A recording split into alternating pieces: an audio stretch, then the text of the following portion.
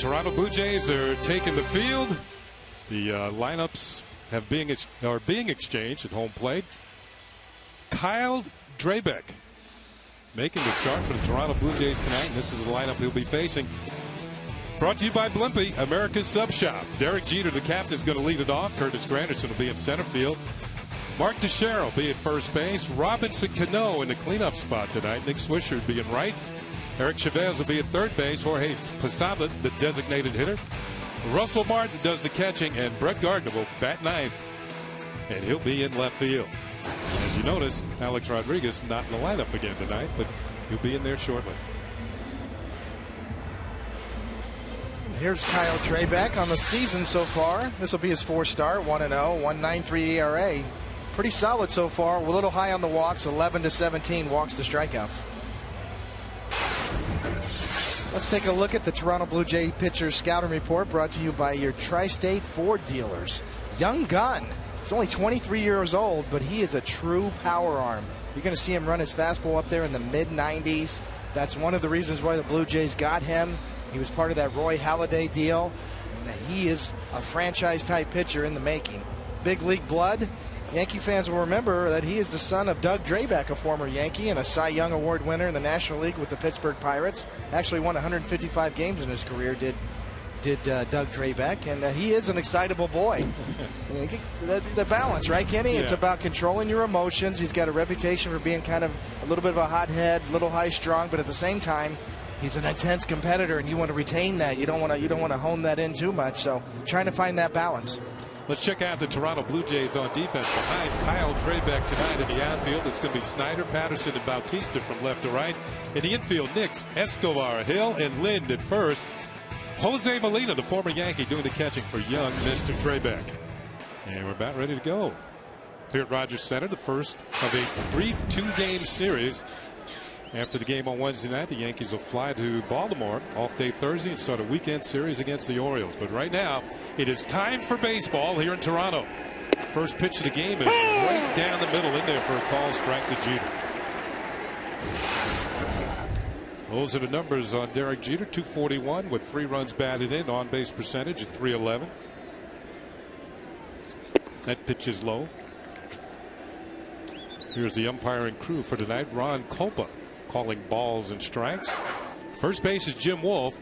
At second is the crew chief Darryl Cousins, and around at third is Jim Joyce. The 1-1 pitch. Jeter hits it towards center field. It's going to be in there for a base hit. So Derek Jeter, coming off a homestand in which he went 6 for 20, hit an even 300 on the homestand, starts the road trip off with a base hit.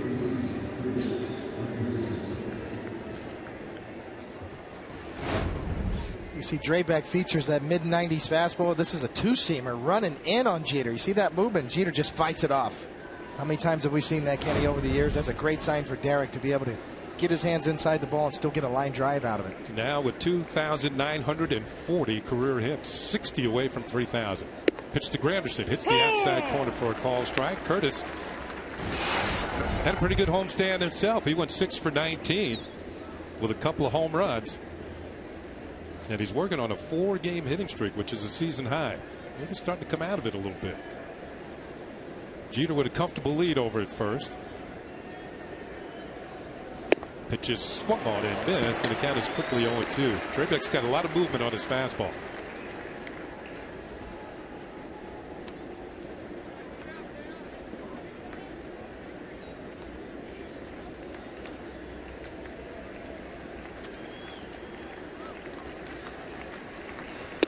Just off the corner, and it's a ball and 2 strikes.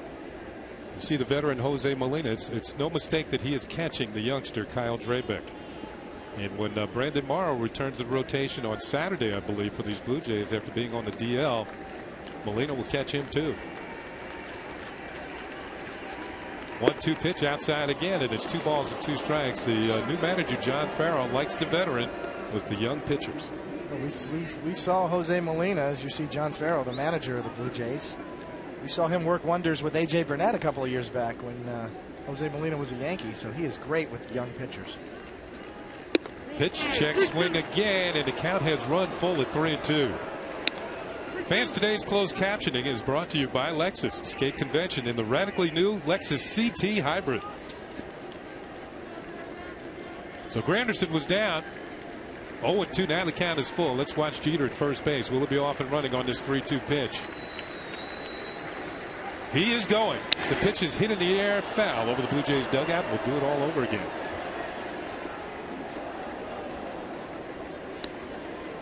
So manager Joe Girardi right away being aggressive, trying to stay out of the double play.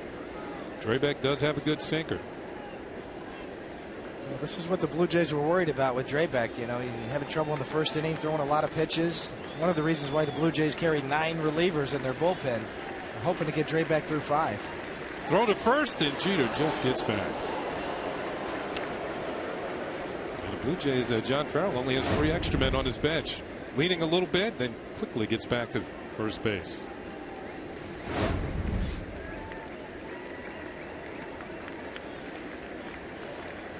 There he goes. The pitch is on the way. It's hit hard and snagged by Lind at first base.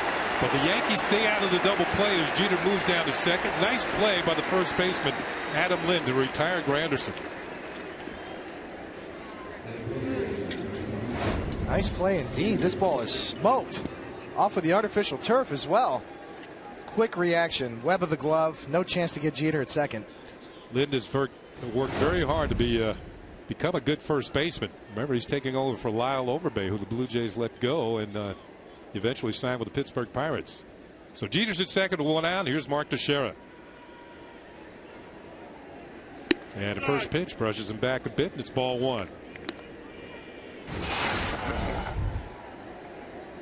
Teixeira's numbers: 220, 5 homers, 14 runs batted in.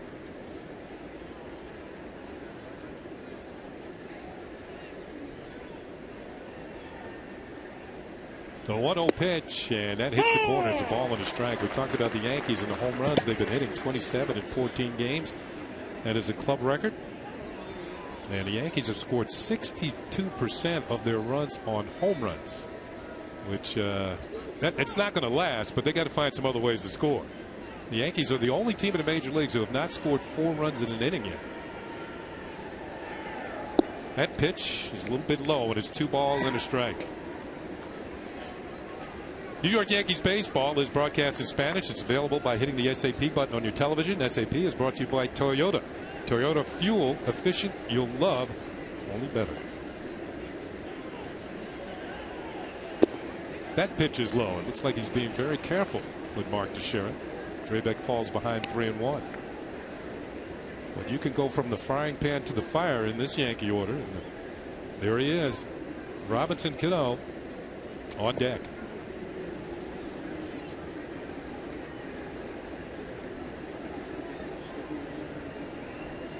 3-1 pitch is hit high in the air near third base. Jason Nix is there, and one hands it for out number 2. So Teixeira got underneath that one. And a 2 down, and Jeter remains at second base. Well, there's nothing like natural stuff. A 3-1 fastball, 95 miles an hour. Teixeira, a great fastball hitter. He's looking for it, and yet he still gets beat up and late off the end of the bat. As I said before, boy, it must be nice to be young and 23 years old and be able to throw a 3-1 95-mile-an-hour fastball right down the middle. At 23 was a lot further gone by for me than it was for you, Coney. Kid's got talent, no doubt about it. I wonder how much, watching his dad pitch kind of helped him. It had to. Here's Cano taking a pitch inside for ball 1. Cano hitting at .310. He too with 4 home runs and 11 runs batted in. The Yankees have 6 players with 4 or more home runs. There's no other team in the major leagues can say that.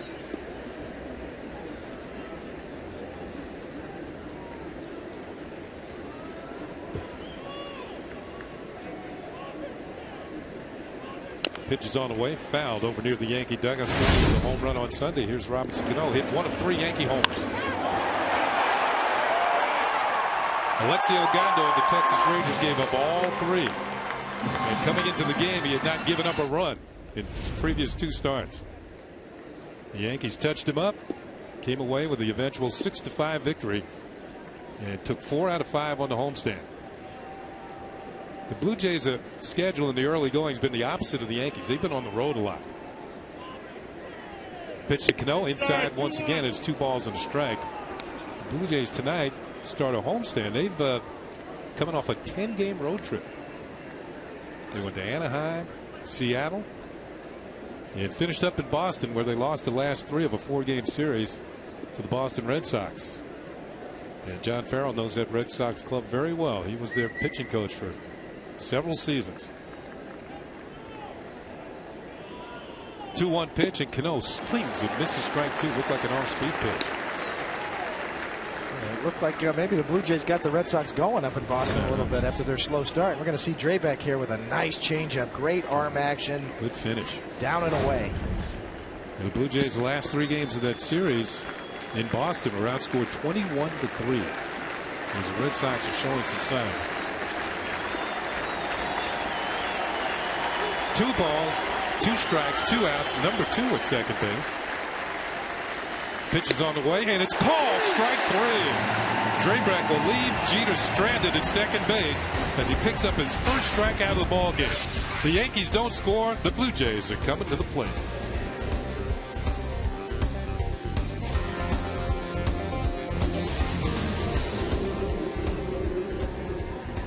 Tonight, the starting pitcher is going to be A.J. Burnett. Here's the lineup he's going to face for the Toronto Blue Jays. Brought to you by Wells Fargo.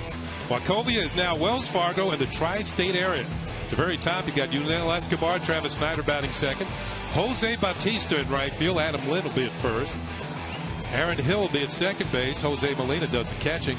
The speedy Corey Patterson will be in center field. Edwin Encarnacion will be the designated hitter. And Jason Nix batting ninth. He'll be at third base.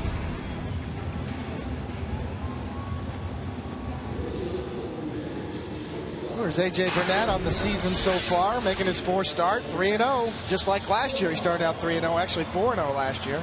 ERA's a little high, 17 in the 3rd innings. Only 5 walks, 5 to 16 walks to strikeouts. Pretty good.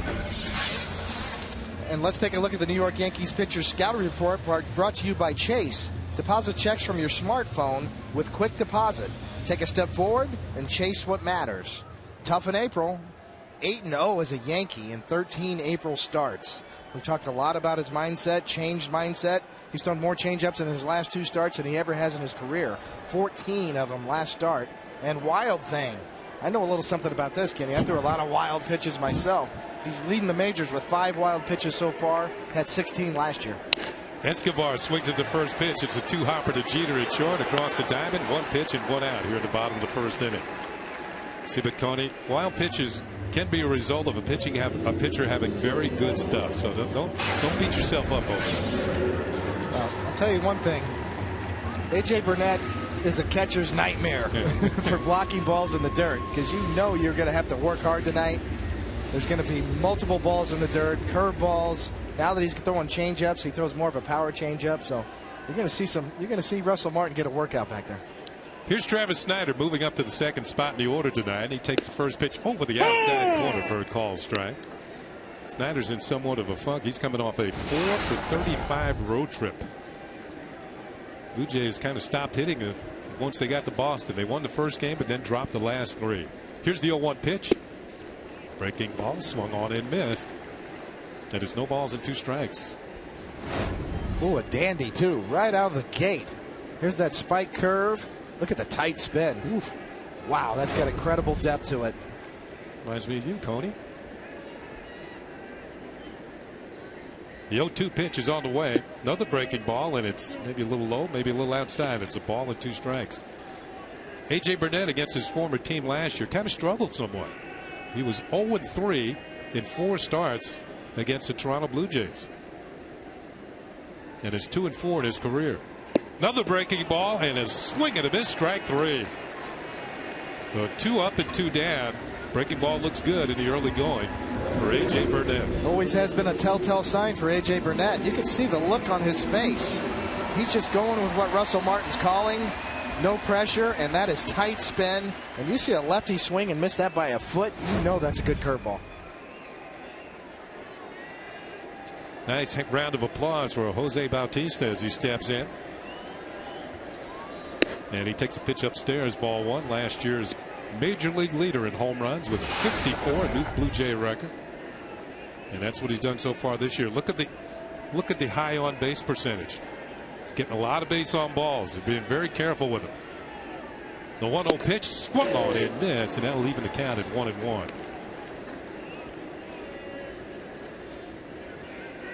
Well, stretch your back out after that swing. I guess so, huh, Kenny? Boy, he unleashed that swing. Bautista's got some bat speed. One to get loose.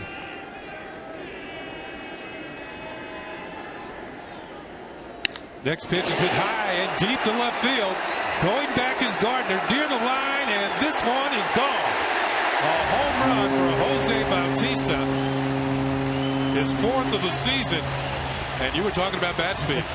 And it's 1-0. Toronto Blue Jays take the lead.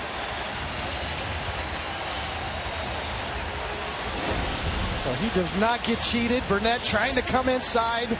Leaves it on the plate a little bit and up. And Bautista's a good high fastball hitter. He got enough of that to get it way out of here, even down the line, and keep that ball fair. Second deck. That's letter high. And A.J. Burnett throwing it at 94 miles an hour. That shows you what kind of hitter Bautista is. Here's Adam Lind.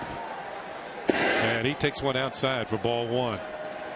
So Bautista, this is what he did last year against the Yankees. He hit 6 of his 54 home runs against the Yankees and had 13 runs batted in against the Bombers. The 1-0 pitch is hit hard to center field, and that's going to be in there for a base hit. Granderson comes over, cuts it off, and Lind is on with a 2-out single. Blue Jays are hoping that Lind can get his bat going. He's been struggling somewhat in the early going, hitting just .230. That's gone up a notch or two with the base hit. He's got a homer and 9 runs batted in. So with Lind at first, it'll bring up the second baseman, Aaron Hill, who's starting to come out of it. His average is up to .233, but he hasn't hit a home run yet this year. 8 runs batted in. He's 6 for his last 13.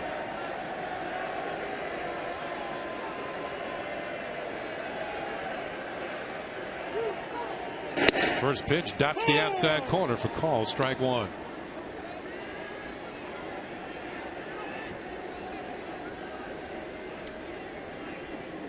Kind of a chilly day today in Toronto, and the threat of rain. The roof is closed tonight. Temperature is somewhere around 39 degrees for the high. Pitch is on the way. Breaking ball is hit in the air down the right field line. Going to be a long run. Is this going to fall foul? It does, and it bounds into the seats. And it's quickly no balls and 2 strikes on Aaron Hill. There is a look at the roof and portion of the crowd here at Rogers Center for the first game of this 2-game series. Hill, last year, a marked drop in his numbers from 2009 when he hit .286 with 36 home runs and 108 runs batted in.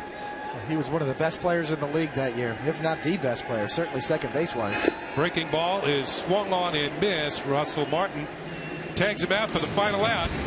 Here in the bottom of the first, a couple of strikeouts for A.J. Burnett, but he gives up a homer to Bautista, and the Blue Jays lead. Who played for both the Yankees and the Blue Jays, had the greatest impact on both teams. Is it A, Roger Clemens, B, David Cohn, C, Jimmy Key, D, Al Leiter, or E, David Wells? Text A, B, C, D, or E to 70377 or go to my9tv.com. Find out results right after the game. It's Take on Russ, brought to you by Toyota. Here's Nick Swisher leading off for the Yankees, trailing 1-0. First pitch from Drabek is high and away for ball one. Jose Bautista, for those of you just joining us, hit his 4th home run of the year to get the Blue Jays a 1-0 lead. That pitch is low. 2 balls and no strikes to Nick Swisher. Swish coming off a pretty good homestand, 6 for 18, 3-game hitting streak in the works. His average has jumped up to .260. Looking for his first home run of the year. 2-0 pitch hits the corners, 2 balls and a strike.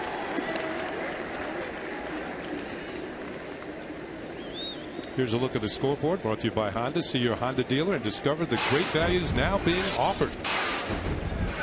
That pitch is low. And Drabek falls behind 3 balls and a strike. Davey, you noted the high walk totals for Drabek in the early going here. The Yankees are the type of club might be a tough match for him. Indeed. And talking to some of the Blue Jay coaches before the game, that's exactly what they were worried about, is getting his pitch count up early, and this Yankee ball club that's so patient. Nick Swisher leading the way. Brian Butterfield, one of the former Yankee coaches, a great baseball coach right there, a true baseball man. Yankees third base coach back in 1995. Infield instructor, largely responsible for Aaron Hill at second base and the way he's progressed as a fielder. Working now with Yunel Escobar, the shortstop, trying to turn him into maybe a little less flashy and more substance at short.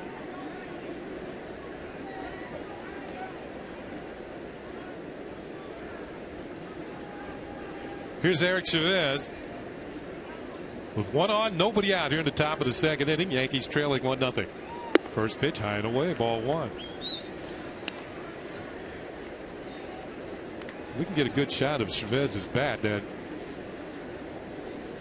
That is a bat from the Diego Bat Company, which is Eric Chavez's company. It pitches in there for a strike, 1-1. The company is actually named after his son, his young son Diego. And he manufactures those bats, and several major leaguers are using them. Mark Ellis of the A's, Kurt Suzuki of the A's are using that bat. There's a good look at the label. Major League certified baseball bat. That's not an easy thing to do, is it? No, you have to pay a fee, and there's insurance that's involved. You just not anybody can get a major league certified bat. You can't just start up a bat company and say, "Hey, use my bat." You know, I got a buddy in the big leagues. It doesn't work that way. Ball and 2 strikes. That is low, 2-2. Now he's got some major league investors: Jermaine Dye, Eric Munson. They're investors in the company. And I was in the Yankee clubhouse the other day, and they looked very impressive. Bet that I would have swung if he had been around a long time ago. Of course, he wasn't. 2-2 pitch. Misses again, and the count goes full at 3-2. I wonder what your theme would be. Guaranteed hits? Use my bat, guaranteed hits? Let's see what happens here on this 3-2 pitch. The runner's going. The pitch is outside, ball 4. And Drabek has walked the first 2 Yankees here in the top of the second inning. And immediately has gotten himself into a jam. And here comes Bruce Walton, the pitching coach.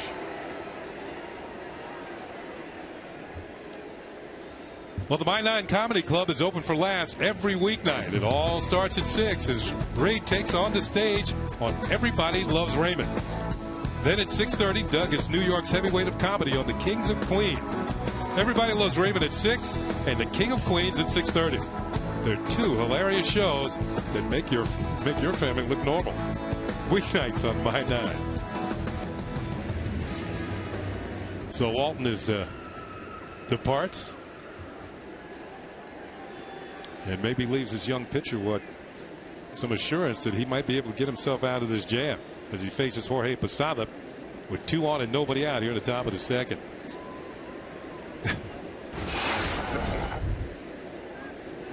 Tony, when you're a young pitcher, do you hear what the pitching coach says? You know, a lot of times you're so into your own little element out there that it goes one in there and one ear and out the other. I mean, you're listening, but you can't wait for him to get out of there because you're so anxious. You just want to throw strikes. And see, his pitch count's already up to 31 here, and top of the second, nobody out. Here's Posada, 2 on, nobody out. The pitch is on the way, and it's inside, ball 1. Well, fans, tonight's league leaders are brought to you by New York Lottery. Hey, you never know. Teixeira, Posada, Cruz, Beltre, and 2 others. All tied with 5 home runs, leading the league. There's the call strike, evens the count at a ball and a strike on Posada. Now the other two that have 5 home runs, Miguel Cabrera, you would expect him to be up there in the home runs, but Howie Kendrick of the Angels has hit 5 thus far. Off to a good start.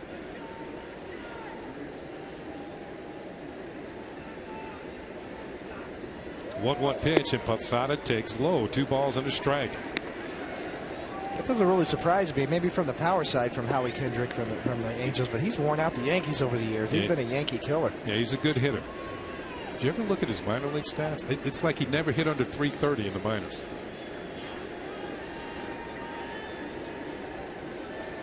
Posada lines one over short. It's in the left center field for a base hit. Swisher rounding third. He's going to score. Chavez is on his way to third, and it's an RBI single for Jorge Posada, and the ball game is tied at 1. So one of the walks is scored, and the other is standing at third base with a potential go-ahead run. Well, this is what happens when you fall behind. You see the two-seam fastball grip, but it stays up and flat, and Posada does a good job of staying with it. Not trying to pull this pitch. Line drive right in the left center gap. Beautiful piece of hitting by Posada, and Drabek needs to get ahead in the count. You can see when you're behind in the count, your pitches start to elevate because you feel like you've got to get the ball in the strike zone. That's when you make mistakes. Here's Russell Martin batting in the aim spot tonight, and he takes a pitch for a call strike. Russell before the game had a press conference, and he was talking about returning to his native Canada. He was born in Ontario but grew up near Montreal.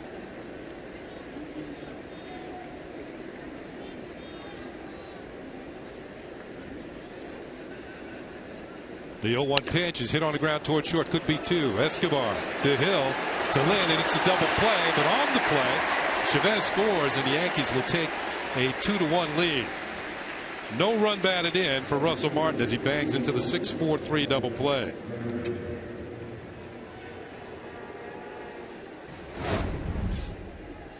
I think Drabek would take this at this point, even though he's probably upset giving up the second run. You get 2 outs with 1 pitch. Now you have a chance to get out of this inning. You're back in your windup. Try to finish this inning out with minimal damage. Here is Brett Gardner batting in the 9th spot. Takes high and away for ball 1. Gardner is in a bit of a funk right now. Just 1 for his last 22. But this is a ballpark where he's always fared well. He's hitting .354 at Rogers Center, his highest mark at any ballpark. There's a pitch for a strike, and it's 1-1. And I could see why he would hit well here. You got turf. He hits a high bounder. He can beat it out.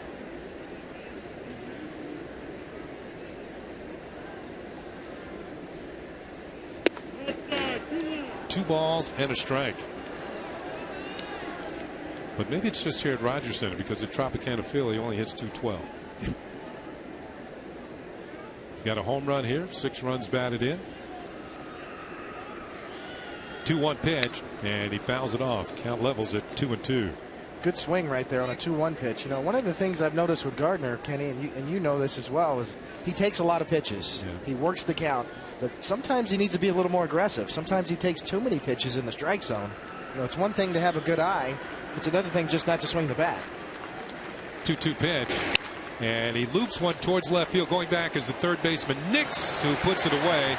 And that's going to end the Yankee threat here in the top of the second. But they score a couple of runs and take the lead on Kyle Drabek and the Blue Jays. It's 2-1 Yankees.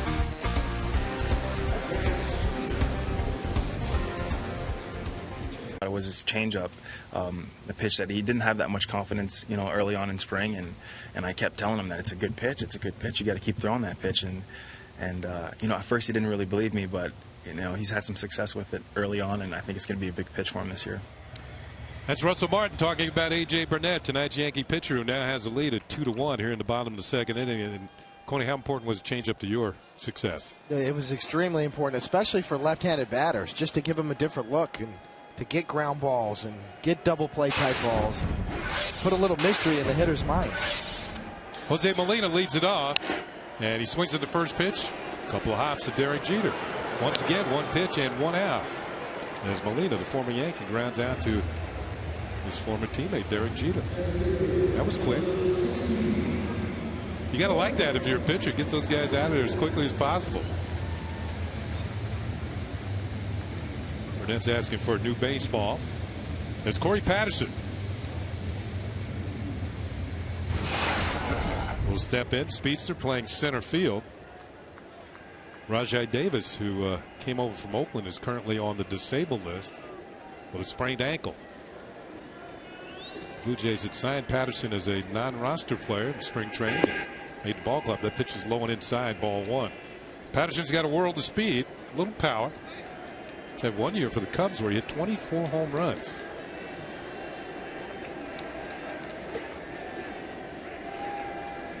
The 1-1-0 pitch is hit hard and fair down the right field line. Nick Swisher running towards the corner. Going to try and cut it off. He does, as Patterson's going to motor into second with a stand-up double. So Corey Patterson, with the Blue Jays' third hit, stands in scoring position at second base with one out. Right down the middle, right down the line. Teixeira, not much chance. That ball was smoked, especially coming off of the artificial turf. Second double of the season for Corey Patterson. And that'll bring up the designated hitter, Edwin Encarnacion.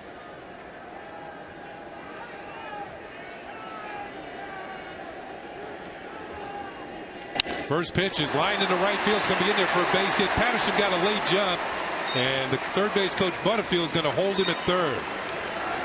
Well, now it's first and third with one out as Edwin Encarnacion jumps on the first pitch and lines into right field. Fourth hit for the Jays in the early going here. Well, the good part is A.J. Burnett's throwing strikes and getting ahead. The bad part is they're hitting the heck out of the ball. Another good swing the other way. Ball gets to Swisher in a hurry, though. Good call by third base coach Brian Butterfield to hold him up. First and third, one out. Yeah, if the ball is hit directly at the outfielders here with the artificial surface, the ball will get to them quickly. If you charge it, you can hold a runner. Here's Jason Nix, who the Blue Jays got from the Cleveland Indians in a deal just before the end of spring training. Nix is taken over at third base. First and third, one out. Swing and a miss. Strike one. Missed the breaking ball.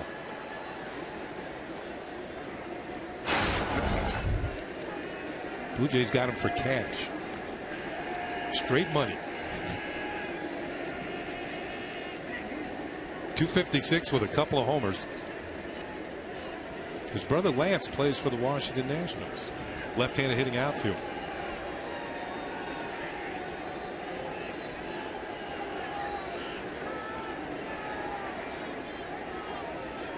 Swing and a miss. Strike two. Burnett jumps quickly ahead. No balls and two strikes. Yeah, when they're hitting the fastball, let's break out the curveball because he's got a good one tonight. And Nix has missed those two curveballs by a total of about 5 feet. So what do you think he's going to throw here? If I'm out there on the mound, I think he got to throw another curveball right here.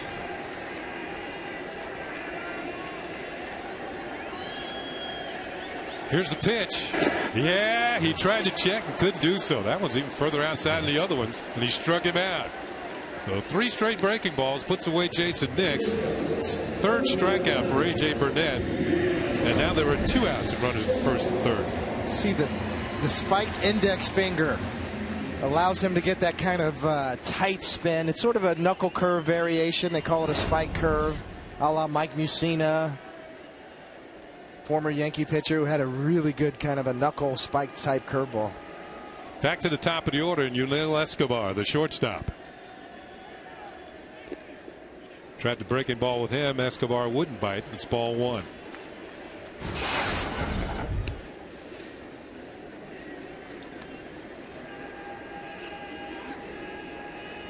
Pretty good average thus far for Escobar. Blue Jays got him from Atlanta last year, trading their shortstop, Alex Gonzalez, who was having a pretty good year to the Braves.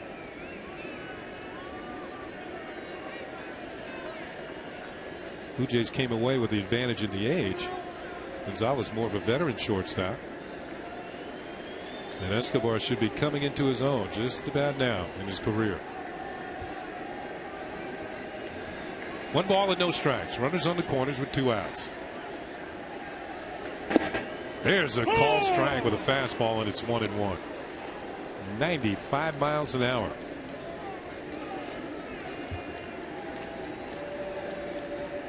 You know, a lot of times for a pitcher, Ken, you come out and you want to be aggressive, throw a lot of fastballs, and all of a sudden you're giving up bullets off your fastball. It's time to mix it up.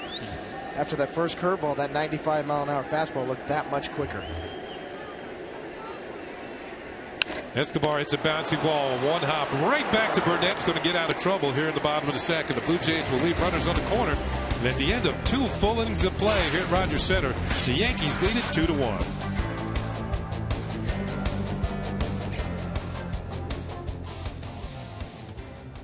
The Blue Jays here in Toronto. Coverage on Yes Network starts at 6 p.m. with the Audi batting practice today in the Tri-State Ford pregame. And after the postgame, catch actor James Caan on an all-new GMC Presents Center Stage with Michael Kay. It all starts tomorrow at 6, only on Yes. And speaking of Yes, our executive producer, our exalted executive producer, John J. Filippelli, having a birthday today. So happy birthday, Flip, from your crew up here in Toronto. Jeter's going to lead it off. He led off the ball game with a single his first time up.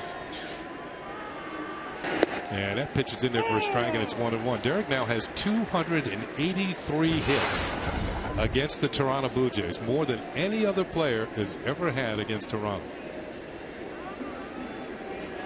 The 1-1 pitch, and it's fouled off to the right. The count goes to a ball and 2 strikes.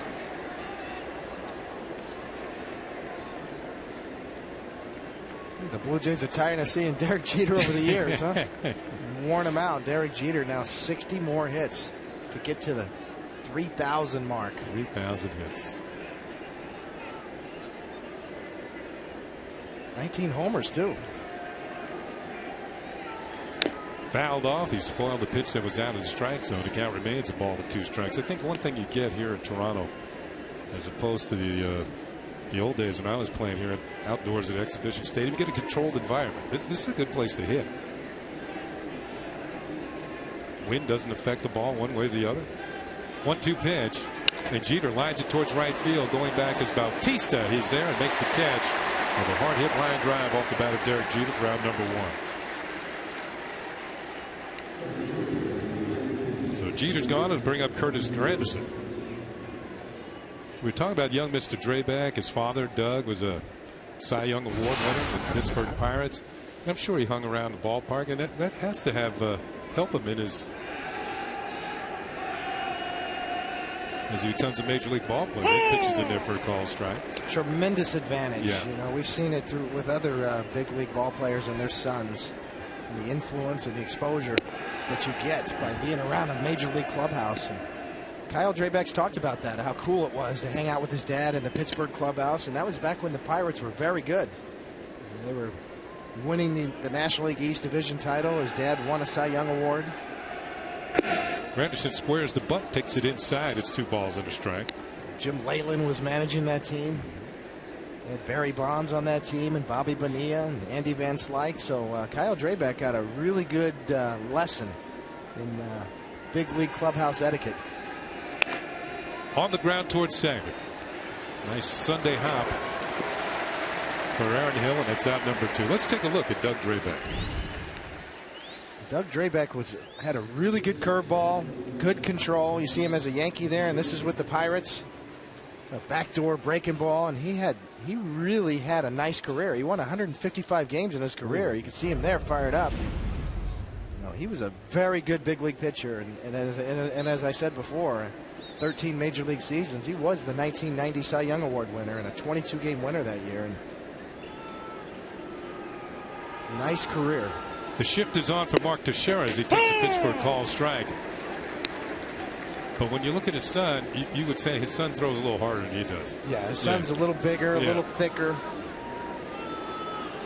The 0-1 pitch. Blick out up and in to Teixeira. In fact, he was grazed by the pitch and will head down to first base.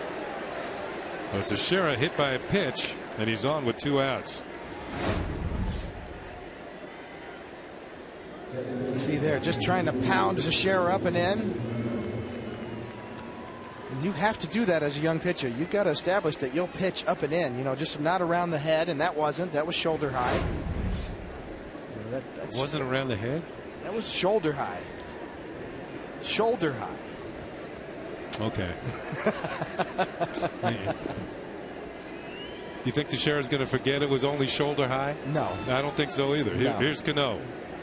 Cano was called out on strikes at the end of the bottom of the first inning.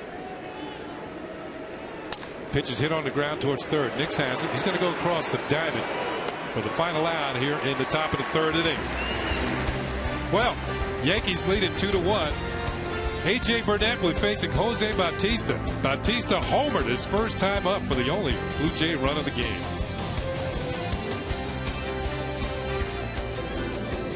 To buy Kia Motors. To learn more, visit kia.com. Tampa Bay and the White Sox are tied. Other scores around the league. The Orioles trying to shake off a 7-game losing streak. They have the lead. There are the other games we played a little later on. Here's Travis Snyder. Takes a pitch outside from Burnett for ball 1. Boston out on the West Coast. They'll be taking on the Oakland A's at the Oakland Alameda County Coliseum tonight. The 1-0 pitch is on the way. And Snyder swings and misses. Looked like a changeup. Was a power changeup down and away. Good movement on it. You can see A.J. Burnett. He is just getting the sign and going with what Russell Martin's calling, which is a great formula for him. Swing and a miss, strike 2. Similar to Andy Pettitte for years. We saw Andy Pettitte do that with Jorge Posada over the years. Of, you know what? Let me take the burden of calling the game off of this guy's mind and let the catcher lead you. All you have to concentrate on is just executing the pitch. Low and inside for a ball on the breaking ball. Levels the count at 2 balls and 2 strikes. Snyder was a strikeout victim his first time up. So far, Burnett has 3 strikeouts in the game on deck. Jose Bautista. No hesitation. You see the A.J. Burnett's eyes, and Russell Martin puts down the sign. And actually got stared off there for the first time. Burnett wants to throw a curveball. 2-2 pitch. Here's the curve. High bounce to the third to Chavez. He has it near the bag. Throw across the diamond. Plenty of time, and there's 1 out.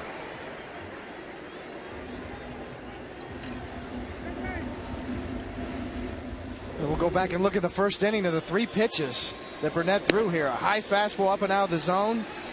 Another one down and away, and Bautista comes unglued swinging at it. Tries to come up and in and doesn't get it there. And Bautista just launches it down the line for another home run. That wasn't such a bad pitch. I mean, it was up. It was up, and that shows you that he's quick inside. Very quick and good up in the zone. What? He tried to bunt? Ball 1. I think it was just a deep. Eric Chavez playing back at third. He's not biting. No. Come on.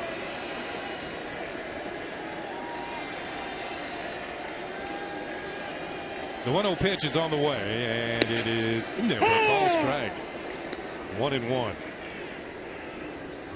Manager John Farrell talking about Jose Bautista, says he has a good sense of the strike zone, has tremendous bat speed, and he's now reached safely in 13 of his last 14 games. Hence the high on base percentage. Breaking ball, and that one just missed. 2 balls and a strike. Also talked to Dwayne Murphy, the hitting coach. And I asked Murph, is there a different approach with Bautista this year? And he said, no, not really. He said the pitchers are still coming right at him. He said that a lot depends on what Lind and Hill do after him. They're kind of struggling right now. But Bautista's getting his share of pitches to swing at. 2-1 pitch. Outside ball 3. 3 balls and a strike. This is what he's done. 3 home runs in the 5 hits in 10 at-bats against A.J. Burnett. He likes the heat. The 3-1 pitch. Check swing, and he fouls it back, and the count runs full to 3-2.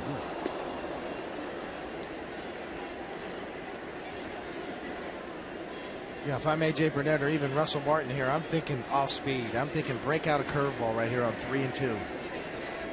If you walk him, you walk him? You walk him, you walk him. First base is open. Here's the 3-2 pitch. Fastball is high and inside for ball 4. A challenging fastball misses. That's the first walk of the night. Maybe he should reverse psychology. Could be. You can see he really tried to hump up on that fastball, and the ball kind of took off on him up and in. So 1 on 1 out. Here's Adam Lind. Lynn had a base hit his first time up, single to left center field, following the home run by Bautista in the first inning. We mentioned Lynn is just, well, he was 2 for 25 coming into tonight. Here's a guy got off to a good start. 8-game hitting streak to start the season, but then cooled off considerably.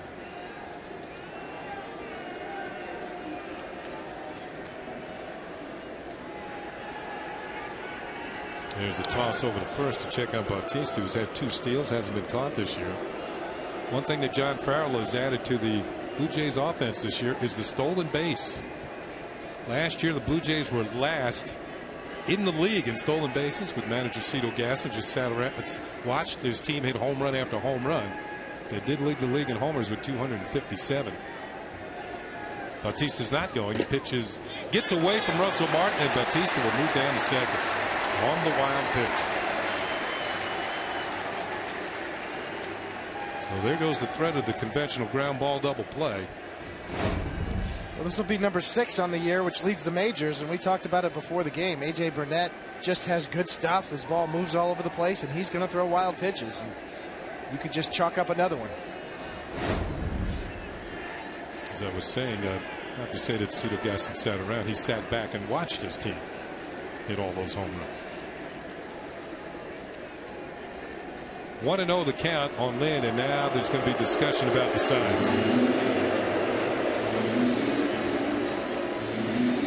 The Yankees have 10 wild pitches this year, and A.J. Burnett's thrown 6 of them. And no other pitcher in the big leagues has 3. And he's leading the league in wild pitches.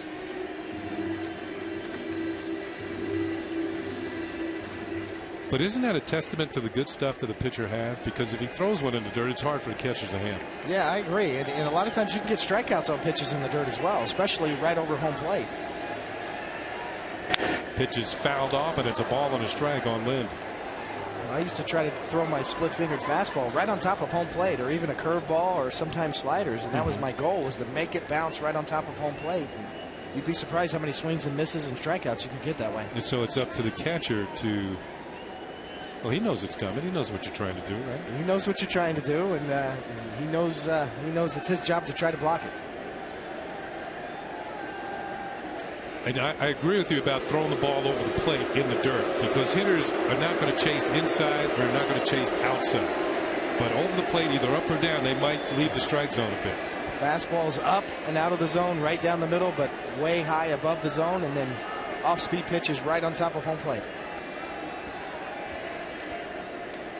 1-1 count on Adam Lynn with a runner at second and 1 out. Bouncing ball right back to A.J. Burnett, and he has Bautista in a rundown. He flips to Jeter, who drops the ball, and all hands are going to be safe. The throw was kind of wide, and Jeter had to reach for it, and it broke off the end of his glove, and the Yankees miss a chance to pick up an easy out. Well, everything's good right here, right up until this point. And just a little bit of a short arm action. Doesn't quite get his feet set. A lot of pitching coaches will tell the pitcher, just get rid of it. Let your infielders make this play. You see AJ tries to run and do a little maneuvering, and then gets caught with a short arm action and right off the edge of Jeter's glove. Now first and third and 1 out. That'll bring up Aaron Hill, who struck out to end the first inning. Pitch is in there for a called strike. So the Yankees kind of hand the Blue Jays a better scoring opportunity here in the third inning.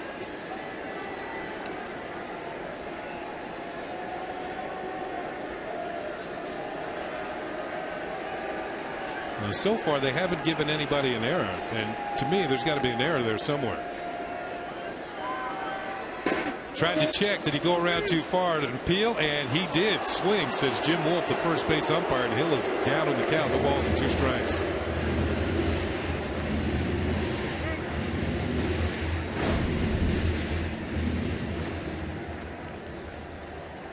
Good stop by Russell Martin.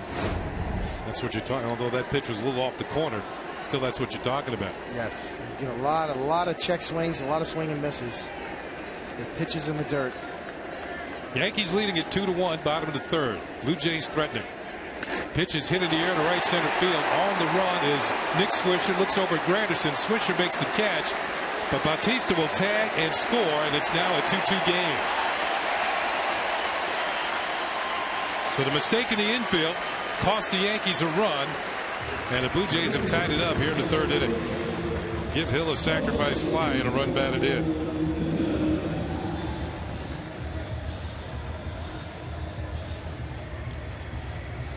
To me, there has to be an error on the throw or an error to Jeter for missing the ball.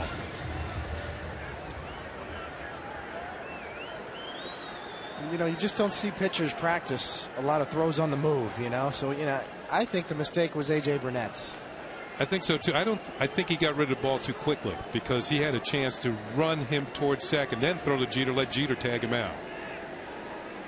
Here's Jose Molina with Lind at first and 2 down in a 2-2 game. And sometimes throwing on the run can be difficult. Very difficult because pitchers never practice that. But you're right, Ken. If you can run them back and then get rid of the ball, get your feet set, it's much easier to do it that way. Swing and a miss. Strike one to Molina.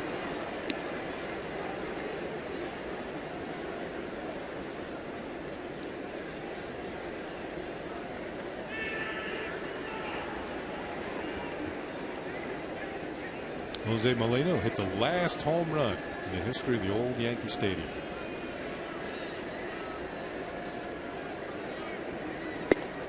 That pitch is a call strike. Quickly, no balls and 2 strikes.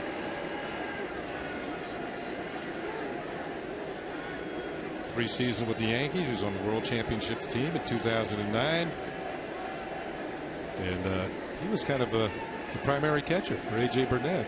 He was, even in the playoffs. A little controversial decision, too. Good stop by Martin. On the run is Lind. The throw to second is in plenty of time as Lind trying to advance on the pitch in the dirt and is thrown out. So it'll go as a caught stealing, and that'll end the Blue Jay threat here in the third inning. At the end of 3, we are tied at 2 at Rogers Center in Toronto, Ontario. Volkswagen going, gone event. Great deals are here, but not for long. Visit VWDealer.com. What former Yankee has the most hits in Blue Jays franchise history? We'll have the answer for you in the bottom half of the inning. Here's Nick Swisher leading off the top of the 4th in a 2-2 ball game. Young Kyle Drabeck deals, and Swisher hits a ground ball foul on the third base side. Strike one. By the way, there was an error charge on that play, and it goes to A.J. Burnett for the errant throw to Derek Jeter. 0-1 pitch to Swisher, and he takes him in the dirt. The ball came off the glove, I believe, of Molina. Almost hit Swisher. A ball and a strike. Swisher had a walk in the second and scored a run. Ooh, off the glove, the mask, and almost got Nick. 56-foot slider with a tight rotation on it.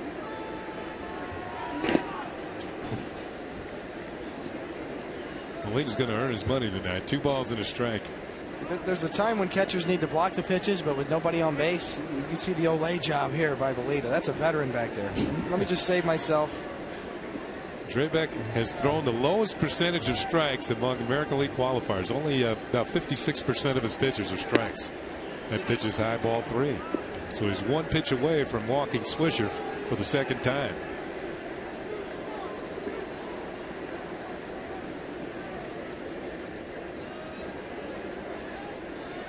And that's outside, ball 4.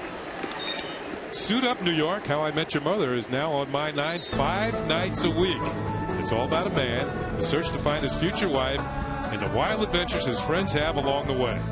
It's one of TV's hottest comedies. How I Met Your Mother, weeknights at 7 and 7:30 on My 9. But there's a lot of guys who could say that, huh? Bouncing ball to second. Hill, Escobar for 1. The throw on the first to Lind is in time for the double play.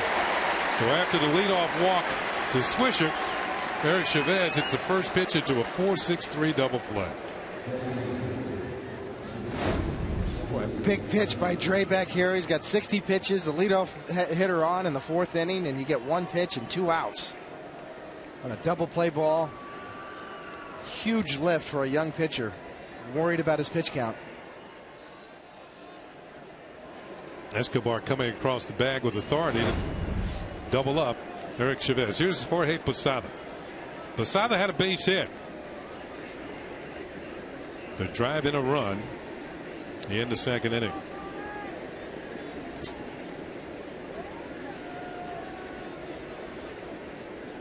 Draybeck deals, and that's strike 1.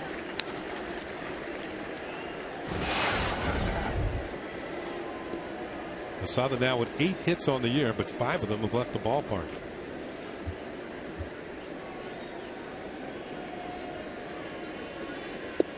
Check swing, and that is in there for a strike. 0-2. You know, sometimes as a hitter, and you see a pitcher struggling with his control, and you get up there and it's 0-2, you're wondering, why me? How come he can find the strike zone when I'm up here? Here's the 0-2 pitch, and it's swung on and fouled off. Posada just got a piece of it.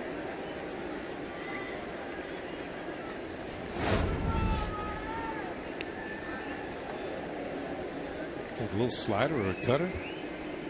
Yes, he's been throwing that on the outside corner, a little backdoor cutter. You can see Draybeck's got a lift from that double play ball. He's really starting to let it go. Some of his best pitches to Posada, as you said, Kenny. Yeah. Just the luck of the draw if you're a hitter sometimes. You know who had that great backdoor? It's Ferguson Jenkins, who was a native of Canada, Chatham, Ontario. Hall of Famer. 0-2 pitch in the dirt. Ball at 2 strikes. He could throw the fastball just off the corner, just miss, and it set up that pitch where he throw it again out there to just break quickly at the end right over the corner for call strike 3. I think he's the only pitcher with over 3,000 strikeouts and less than 1,000 walks. It's the type of control that Jenkins had. Remarkable. The 1-2 pitch, and that's outside. 2-2.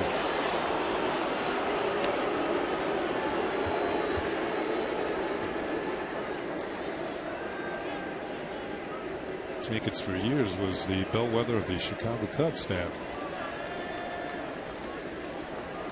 2-2 pitch to Posada, and it's swung on in, missed, strike 3. So after the initial walk, double play and a strikeout. The Yankees are done here in the 4th in a 2-2 ball game.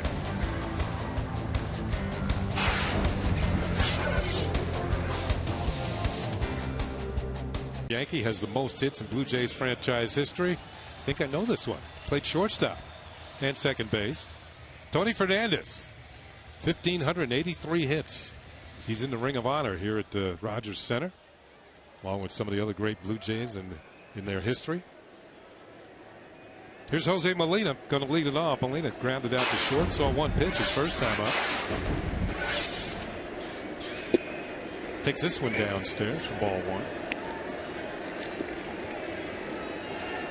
It'll be Molina, Patterson, and Encarnacion for the Jays here in the 4th inning. Just joining us, a 2-2 game. Kyle Draybeck against A.J. Burnett. Burnett looking for his 4th win of the year without a loss. Outside, ball 2. 2 balls and no strikes. David, we talked briefly about John Farrell, the new manager of the Toronto Blue Jays, who's in his first year managing anywhere, but he's had a lot of success in baseball. Successful pitching coach with the Boston Red Sox. Outside ball 3. 3 balls and no strikes to Molina. He also was farm director for the Cleveland Indians. Oh, here's his resume. Oklahoma State assistant coach, director of player development. 8 major league seasons as a pitcher before he hurt his arm. And then he went back to Oklahoma State and got his degree. That pitch is outside, ball 4. That pitch is outside. And attended Shore Regional High School in New Jersey. He's from Monmouth Beach. And his father was involved in the lobster business, and that John worked there, but went off to play baseball. He has 3 sons in baseball. One's in the Pittsburgh Pirate organization at AA. He's got another son who's a pitcher at Marshall University, and another son who is a pitcher at Northwestern. So Joe Girardi's got to root for his son at least. Yeah, there you go. Joe's a graduate of Northwestern. Man on here.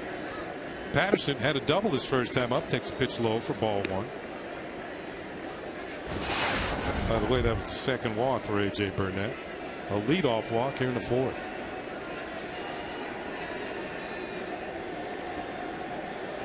Corey Patterson, who's bounced around the big leagues the last few years. Takes a call strike, and it's 1-1. John Farrell, former pitcher. There's not too many pitchers that are managers, Kenny, as you said. And, I think he understands how important the running game is, what a distraction it can be for a pitcher. Now, this is obviously not a running situation with Jose Molina, the catcher, on first, but part of the strategy for the Blue Jays has been to be really aggressive on the base pass and to create distractions for the pitcher.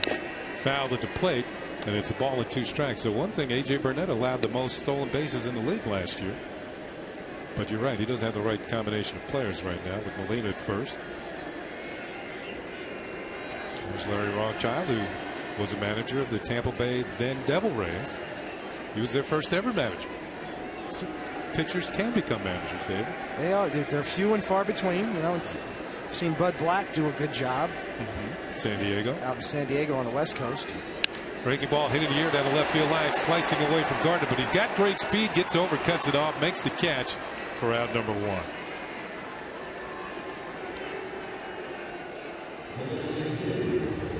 Wasn't Bud Black the manager of the year in the National League last year? Yes, he was. Yes, he was. Yeah. So here is Gardner on the run. He makes the play for the out. So 1 out, 1 on. It'll bring up Edwin Encarnacion, who has now hit 5 of his last 6 games.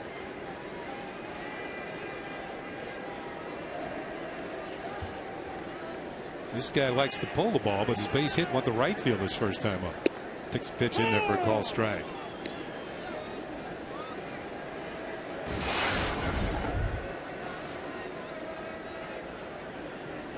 He's now the designated hitter as the Blue Jays traded for Jason Nix. Encarnacion had been the third baseman. Tried to check. Did he go around? No appeal, and it's a ball and a strike. Good stop by Russell Martin. We talked about it. Russell Martin came to the ballpark tonight knowing that he was going to do this play a lot. Go down to your knees, put the glove in the dirt, and expect to bounce off your neck.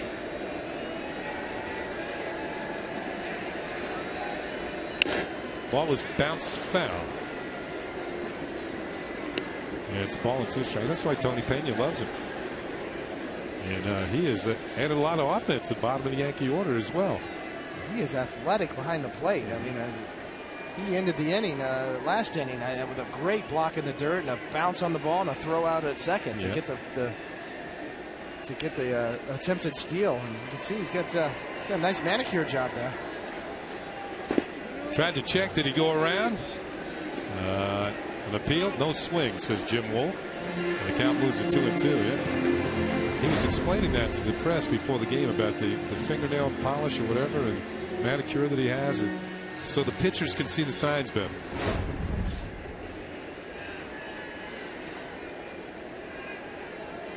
And you could see these signals on a foggy night. That's it. Get that job down on 2nd Avenue and 72nd Street there. The 2-2 pitch is fouled back. We missed you, David. 2 balls and 2 strikes. When Encarnacion.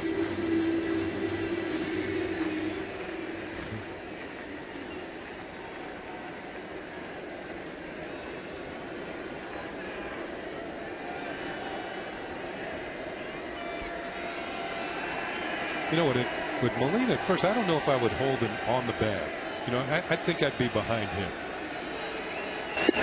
Call, strike 3. Caught looking. 4th strikeout for A.J. Burnett. They're now 2 down here in the bottom of the 4th. There's the spiked knuckle curve and gets the benefit of the call. You can see a little bit of a delayed reaction from the home plate umpire. And Encarnacion can't believe it. And he's probably got a legitimate gripe. Yeah, he's a DH. He can go back and look at that again. He doesn't have to go out in the field. Now you're going to sit down and get somebody to commiserate with. Look like Juan Rivera. Pitch is low and away. Good stop by Martin once again. Home plate umpire Ron Culp has been pretty consistent tonight, but A.J. Burnett got the benefit of that call. They used to read the umpires. You had your scouting reports, didn't you? Yes, indeed. You knew. Who was your favorite umpire behind the plate? Dutch Renner, without a doubt. Dutch Renner. He'd do a dance behind home plate, almost like the Naked Gun movie. Leslie Nielsen in the Naked Gun. The late Leslie Nielsen, yeah. Yeah, Dutch, you could hear him across the street in the parking lot. You could hear the game called from the parking lot. He was very loud. He was the, I guess, the late 80s and 90s version of Jim Joyce. Yes. Yeah. He had that old school National League strike zone. Off the plate, outside, thigh high. Throw to first, and Molina scampers back. Now, Jose was thinking about going. Watch him here. Gets around. That would have taken some research to see when his last stolen base was. Don't get hurt, Jose. But that's the way you do it. If you know, a pitcher can forget about you. Even somebody like Molina with no speed whatsoever can steal a base. Ball was hit on the ground, foul by Nix. Molina's actually stolen 10 bases in the major leagues. Been caught only 4 times. That's a pretty good percentage. And his last steal was last season. He went 1-0. So he's trying to fill that column. Prior to that, his last deal with his 2007.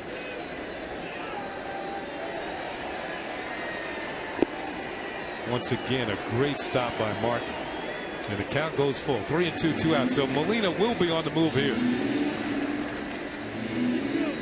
Blue Jays with 21 steals. The Royals right on their heels with 19. And the Rays, who expect to steal a lot, but Carl Crawford's now in Boston. And the Mariners with 13. They still have Ichiro.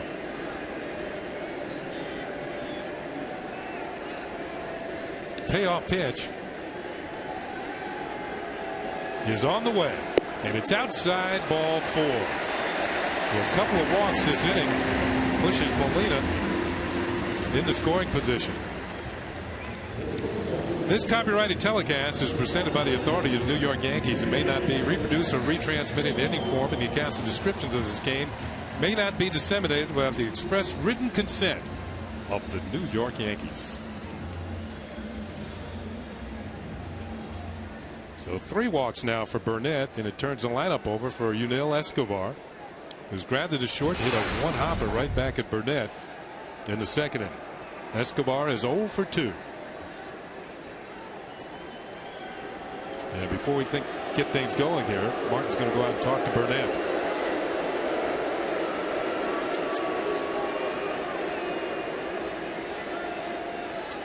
I just saw a brief shot of Joe Girardi there. He reached a milestone on Sunday night, managed his 500th game as a Yankee. And during those games, the Yankees are 296 and 204.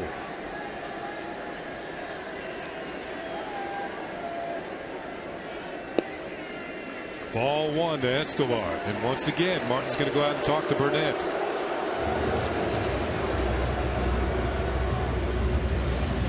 This is a chance for us to let you know you can take the Yankees with you wherever you go this season. Subscribe to MLB.tv today to see every Yankee game live on demand on your computer and your favorite devices.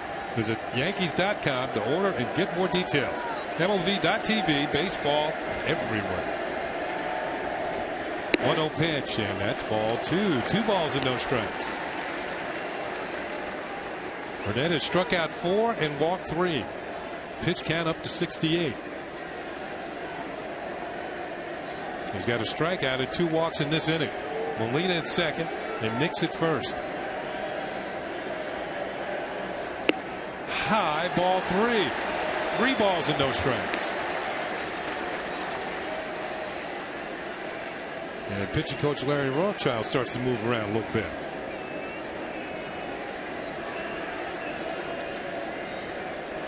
Travis Snyder is on deck.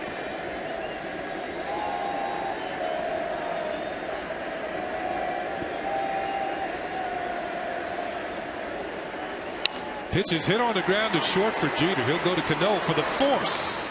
And that'll do it. They turned Escobar loose. 3-0. Burnett gets out of it. It's still a 2-2 game.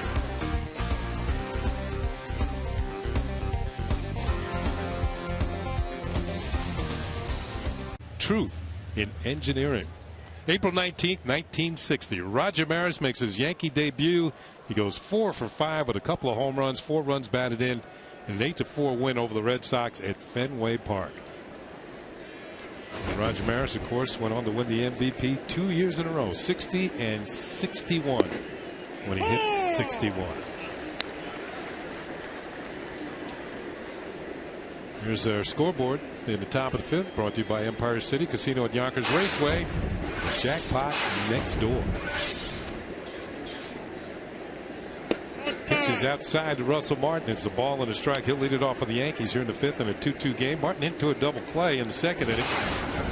While he was hitting into that double play, Eric Chavez scored the 2nd run. Swing and a miss. It's a ball and 2 strikes. Yankees have 2 runs on 2 hits against Kyle Drabek.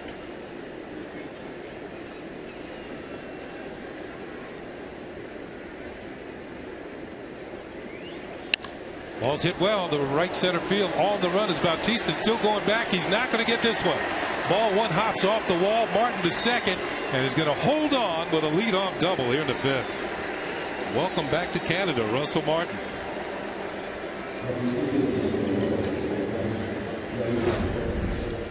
Not exactly what you want to do with a 1-2 pitch. Kind of leaves it up and out of the plate, and Martin hammers it to right center. Short harps the wall. We think Martin is very athletic. He runs well. We've seen him block several balls in the dirt tonight, make good throws to second base, and I'm very impressed with his athleticism. That's his 3rd double to go along with 4 home runs on the season. And it also spawns a meeting on the mound with the Blue Jays. And they're probably trying to figure out with Brett Gardner at the plate here what they're going to do in a kind of a bunt situation. As you mentioned, Martin, not your ordinary catcher. He runs pretty well, so it won't be as hard as you think to get him over the 3rd base. A decent bunt ought to do it. And the Blue Jays are looking for the bunt from Brett Gardner.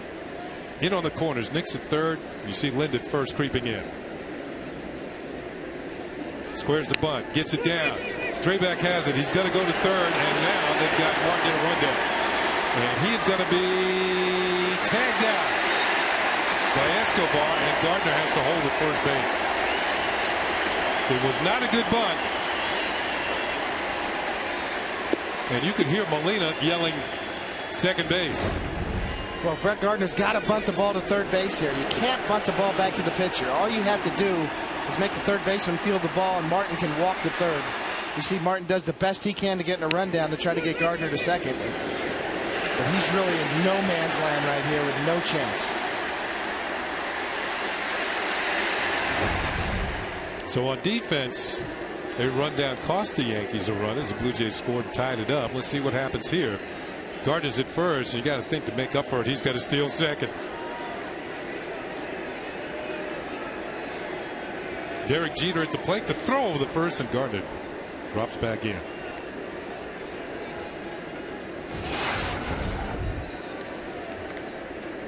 Well, you would think the tendency would be, if you're Brett Gardner, to try to make up for it in a hurry and maybe go on the 1st pitch here. But Drabek's thinking the same thing, and Molina can throw very well. Jeter 1 for 2 on the night, singled to lead off the ball game in the 1st inning. Gardner's not going. The pitch is hit into the right field for Bautista, almost directly at him. 2nd time that Jeter's lined out to right. And it's 2 down. Molina, one of the better throwing catchers. Yankee fans know that. And last year, despite the fact he didn't play in many games, he threw out 41% of the runners who attempted to steal. but not all of them were Brett Gardner. Here's Granderson, who was grounded out twice.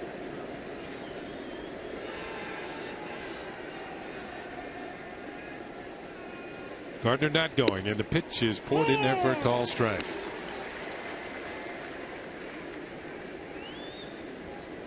Yankees 2, Blue Jays 2. Top of the 5th inning, opening game of a 2-game series. Bartolo Colon gets his first start for the Yankees tomorrow night. He'll be in there against the left-hander Brett Cecil. Throw over, and Gardner scampers back.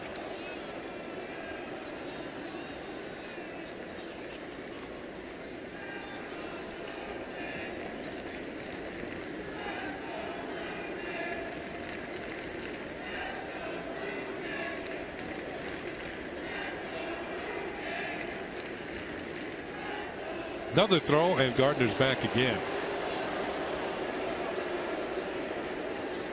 Drabek a little better tonight with first pitch strikes, 13 out of 20. We caught Gardner leaning here. Very close play.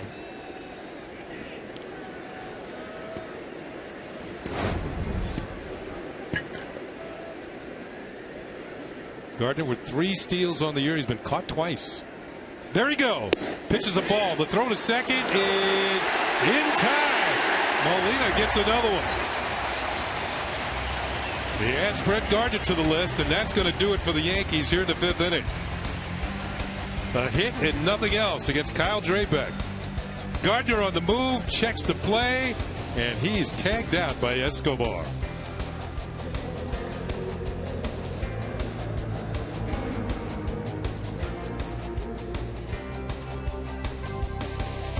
Yankees 2 runs, 3 hits. They've made an error. It was a costly one. And for the Blue Jays, 2 runs, 4 hits, and they have played errorless ball. We're on the way to the bottom of the 5th inning. It's Snyder, Bautista, and Lind. For the Blue Jays to face A.J. Burnett, who's looking for win number 4 in the year. Snyder tries to lay down a bunt, and it's strike 1. Snyder has struck out, and he's also grounded to third. He's 0 for 2. We mentioned he came off the road trip 4 for 35, so now he's 4 for his last 37. Swing and a miss, and he's down in the count. No balls and 2 strikes. He has just not been able to pick up A.J. Burnett's curveball all night long. If I'm A.J. Burnett, I got to be throwing another curveball right here, preferably down and on top of home plate. Snyder's average is now down to $1.45. Foul tipped and held by Russell Martin. Strike 3. Fans, April 25th to May 1st is a MasterCard homestand. Great savings off the advanced game price on select seats when you purchase Yankee tickets with your MasterCard. In addition, there will be exclusive deals throughout the stadium when you use your MasterCard. This MasterCard ticket special is for a limited time only, and tickets are subject to availability. Log on to Yankees.com/MasterCard for your MasterCard ticket specials today. Strike 1 to Jose Bautista, who was homered, walked, and scored both Blue Jay runs. Breaking ball on the ground. High hop for Eric Chavez across the diamond, and there are 2 down. Well, Bautista retired for the first time. Chavez at third base tonight. Alex Rodriguez is getting close to returning to the lineup. I saw him taking ground balls at third before the game, and he looked fine.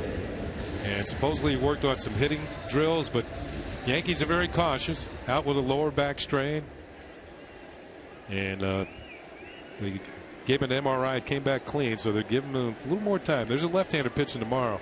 A-Rod might return to the lineup tomorrow.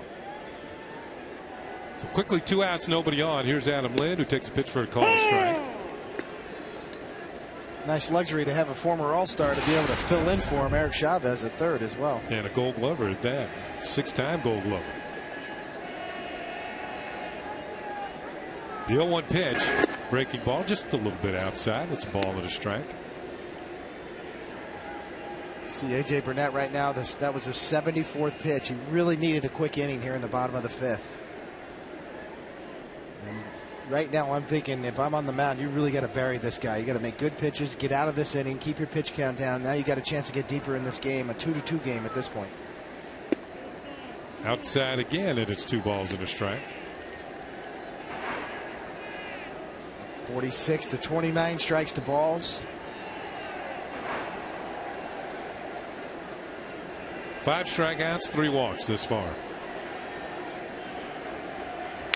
Pitch is fouled back. Lynn had a good swing at it. Couldn't catch up with it. 2 balls and 2 strikes. It's Joe Girardi, along with the Yankee coaches, embroiled in a 2-2 game.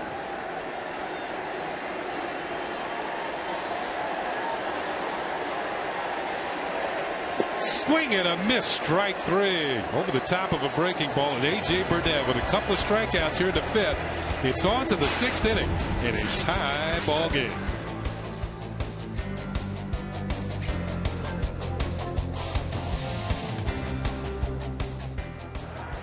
And is brought to you in part by Volvo. Pay nothing to repair or maintain your new Volvo for the first 5 years. Volvo for life. TD Bank, America's most convenient bank. Stop in for free TD checking checkup today. And by Delta. Keep climbing. On to the 6th inning, and Curtis Granderson's going to lead it off. And the first pitch from Kyle Drabek is outside ball. We've got a good pitching duel going here.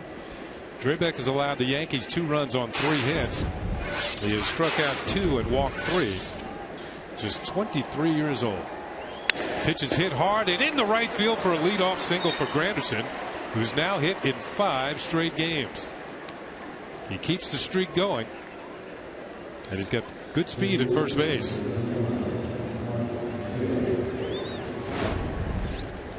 Drabek trying to run a 2-seamer down and away. Pretty good pitch. You see Granderson goes out and hooks it. Drabek hits the glove, and Granderson's got some great plate coverage.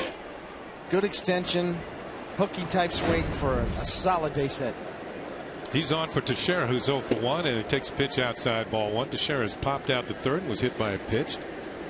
I should say grazed by a pitch, because if he was hit, that would have hurt. Shoulder high.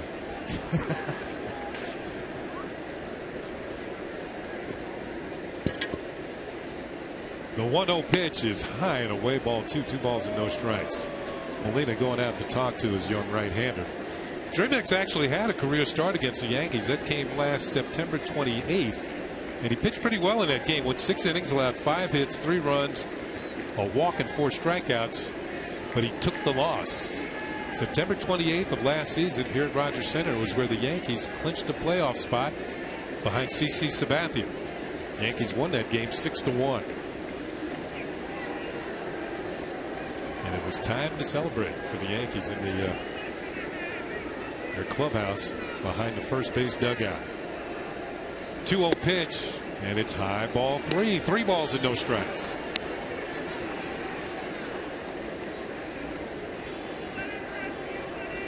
On deck is Robinson Cano, who's got a 9-game hitting streak on the line. Let's see if they turn Teixeira loose here. Maybe one swing could turn into 2 runs.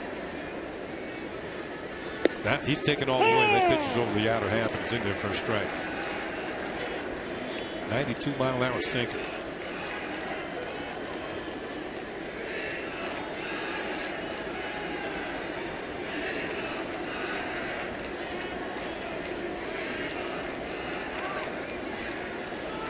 Pitch is hit high and deep to right center field. Patterson going back, still going back. This one is gone. A 2-run home run for Mark Teixeira, and the Yankees take a 4-2 lead. His league-leading 6th home run of the season. That's what happened when you fall behind the big hitters. Hey, hit him with another pitch.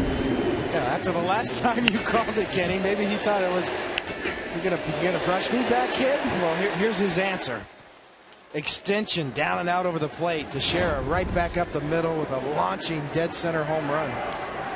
4-2, the Yankees now lead. Here's Cano, and he takes one low and inside for a ball. So a single by Granderson and a home run by Teixeira here in the 6th, and the Yankees now lead 4-2. You can see Teixeira going, I just dropped the head on it, just dropped the helmet on that pitch, creating backspin. Ball hit by Cano, and it's in the right field for a base hit. Cano now with a 10-game hitting streak. Here's another look at Teixeira's home run. We talked about the last time. He got brushed back and hit. Boy, that was a nice swing. They're all nice when you hit it out of the park. That was not that bad a pitch either from Draybeck. Draybeck's very upset on the mound right now, but you can see Teixeira was almost surprised by his swing down and out over the plate to be able to get full extension and stay on that pitch and drive it right back up the middle. Teixeira now with 16 runs batted in on the season.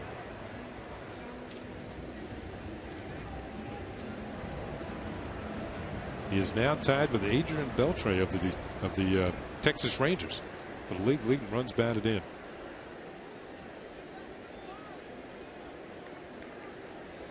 The Yankees have now hit 28 home runs in 15 games. I think I saw something today. They're on pace for 312 homers. The Bronx Bombers are back. Here's Nick Swisher. Swings and misses strike one.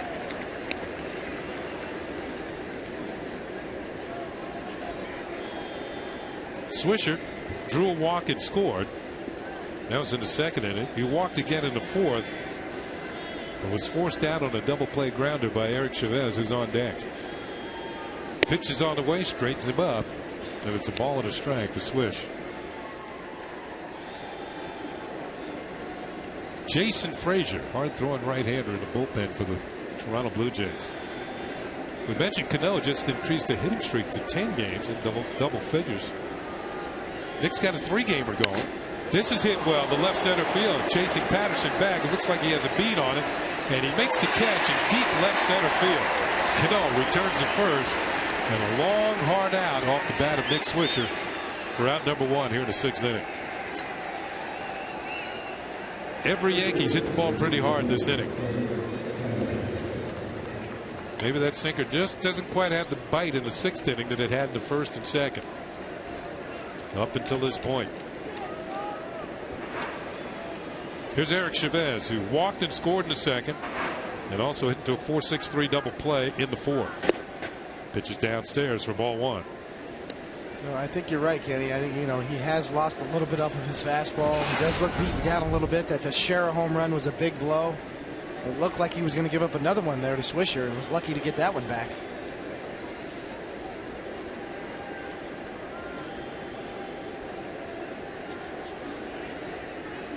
Inside, ball 2. 2 balls and no strikes. If the Yankees win this game tonight, they will reach an early milestone. They'll get 5 games over 500. And you build from there. Try and get to 10, 15, and 20. Once you get 20 over, you can start thinking about winning the division if you maintain that. You get to 30 plus and you're in there. Pitch is on the way, and Chavez with a weak swing and a miss, and it's 2 balls and a strike. Looked like he might have chased the pitch out of the zone.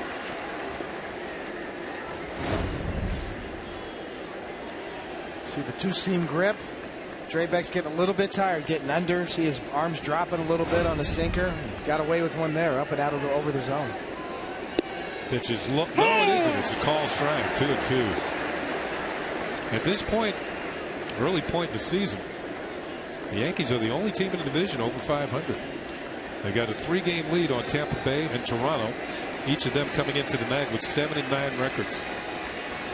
2-2 pitch, low and inside. Nice stop by Molina. The whole Cano at first, and count goes full at 3-2. Well, let's see if Cano's on the move with 1 out. .92 pitches. With 2 out, they'll make that 1 out here in the 6th inning. Cano goes. The pitch is on the way, and it's ball 4. The throw to second is no consequence. Even though Cano was called out, it was ball 4. So Chavez trots down to first, the second time he's walked in the game. And manager John Farrell coming out of the Blue Jay dugout, and I believe this is going to be all. Yep, Jason Frazier's coming into the ball game. So young Mr. Draybeck looked like he hit the wall somewhat here in the top of the 6th inning, giving up 3 hits, including a 2-run homer to Mark Teixeira. Frazier comes in. Yankees leading 4-2 with 1 out here in the 6th.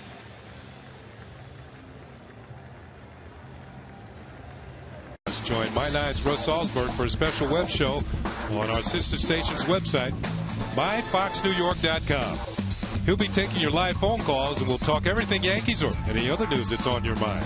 Nobody knows New York sports like Russ does, so here's your chance to sound off. It's live, and anything can happen. Take on Russ tomorrow morning starting at 11 a.m. on myfoxnewyork.com. So Kyle Draybeck is out of the ball game, and this call of the bullpen is brought to you by Verizon Fios. To get the best deals on Fios, you have to visit us online at verizon.com/getFios. Here's Jason Frazier making his 9th appearance of the season. He's 1-1, 10 strikeouts and 6 2/3. That's impressive. Only 1 walk. So Frazier will face Jorge Posada with 2 on and 1 out here in the 6th inning. Posada singled a drive and a run, and he also struck out, so he's 1 for 2. Frazier deals, bouncing ball, high chopper over the mound. Going to be a tough play. Hill throws the first to get Posada. The runners will move up 90 feet. So Posada is out number 2. You got to figure any other Yankee might have a chance to beat it out, but not Jorge. And there are 2 down. Right on top of home plate. High bouncer. Frazier's got to get out of the way there. Good job, and let the second baseman make the play. So 2 outs now. Frazier talking over with Molina, and I got to believe, is this discussion Russell Martin or Brett Gardner? Gardner has been struggling. He's 0 for 2 tonight, 1 for 24. Martin had a double in the 5th and is also grounded into a double play. And for now, they're going to go after Russell Martin.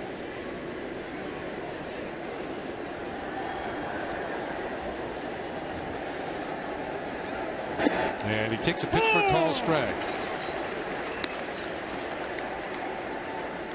Martin, returning to his native Canada, had a press conference before the ball game. Well attended by the Canadian press, and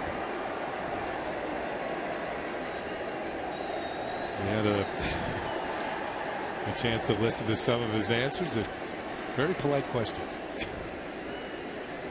Next pitch high and in, backs him up a bit. It's 1-1. Yeah, he could do it in French too. Yeah, so much for that Canadian hospitality there on that pitch.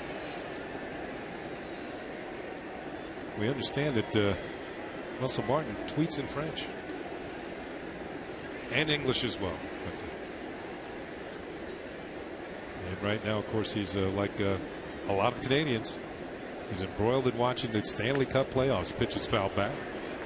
1-2, his favorite team, the Montreal Canadiens.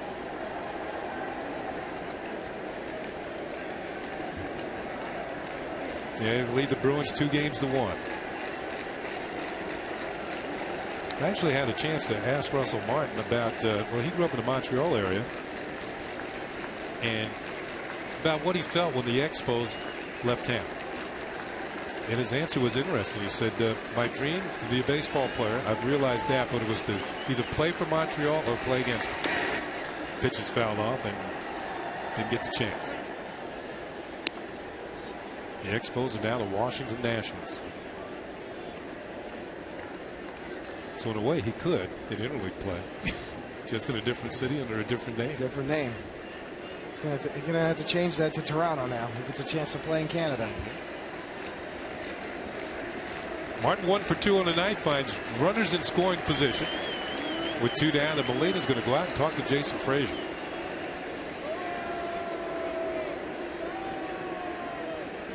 We've seen a lot of discussions on the mound tonight on both sides.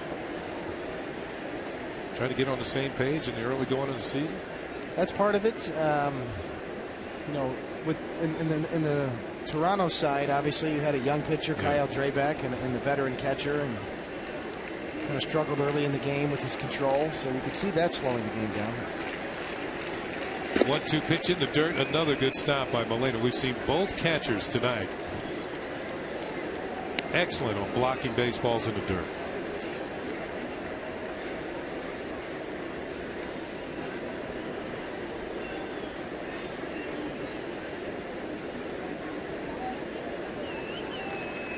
Martin with a chance to add to the Yankee 4-2 lead, which they have taken here in the 6th inning.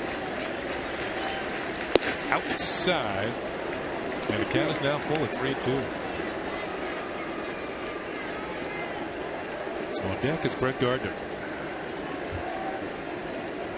See, Frazier's got good stuff. He's a strikeout type pitcher coming off back-to-back really good years for the Blue Jays. 65 strikeouts in 63 2/3 innings last year. Not afraid to throw a slider in this count either, on a 3-2 count. Yeah, long look at Molina with the signs. It's about time for Russell Martin to say, hey, enough's enough. But the payoff pitch is on the way. And it's high for ball 4, and the bases are loaded. Frazier with his first walk of the game, the 5th handed out by the Blue Jays tonight. And it's got to have John Farrell concerned. And Brett Gardner comes up with a chance. Gardner steps in 1 for his last 24. But he's got the bases loaded. He's got Cano at 3rd, Chavez at 2nd, and Martin at 1st.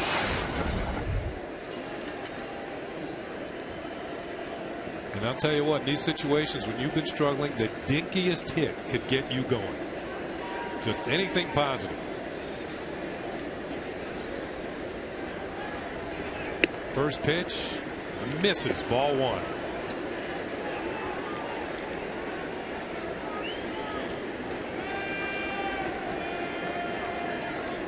This has been a ballpark in which Gardner has hit better than any other park in the league. Here's the call strike, and it's 1-1. So there is a certain level of comfort that he has here at Rogers Center. They're not bad with the bases loaded, including a grand slam.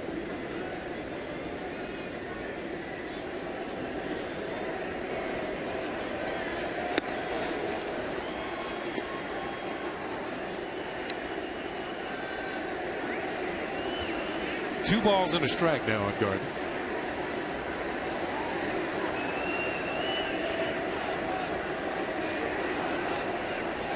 Cano at 3rd, Chavez at 2nd, and Martin at 1st. No place to put Brett Gardner. Fouls it off. Count levels at 2-2.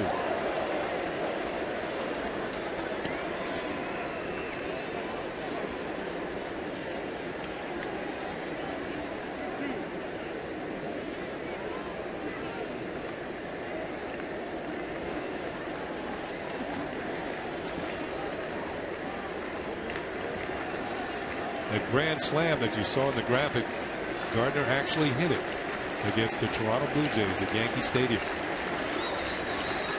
2-2 pitch, outside, ball 3. Full count now on Gardner, and we've got it for him. Ricky Romero gave it up.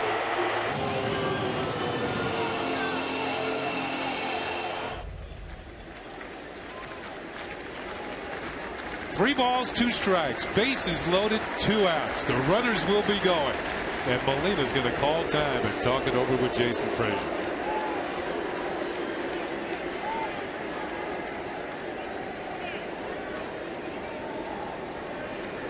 Joe Girardi has seen his Yankees win 4 out of the last 5. This is the Yankees' first extended road trip of the year. All their games have been at home except for 3 at Fenway Park in Boston. Teixeira's 2-run homer gave the Yankees the lead here in the 6th. The payoff pitch, and it's fouled back. We'll do it again. 93-mile-an-hour fastball.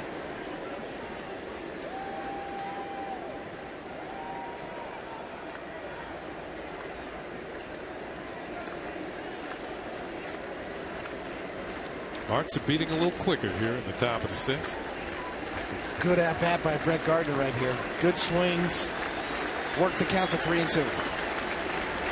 The runners go, and the pitch is popped up into the air to left field. Coming on is Travis Snyder. He's there, makes the catch, and that's going to do it. But the Yankees do pick up a couple of runs here in the 6th inning. Well, the man aboard, Mark Teixeira, hits his league-leading 6th home run of the year, and it gives the Yankees a 4-2 lead.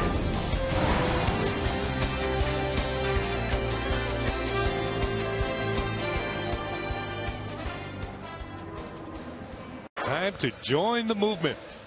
Tampa Bay has now taken a 2-1 lead on the White Sox. There's a final score. In the bottom of the 6th, the Orioles up big time. And Texas trailing the Angels.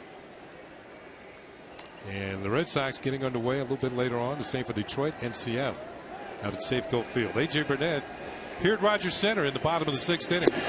Deals Aaron Hill, and it's a little low and away. Ball 1. Burnett has struck out 6 Blue Jays tonight. He's walked 3. And he now has a 4-2 lead, courtesy of his first baseman, Mark Teixeira. Trying to go 4-0 on the season. Hill, Molina, and Patterson for the Blue Jays here in the 6th. Inside ball 2. 2 balls and no strikes.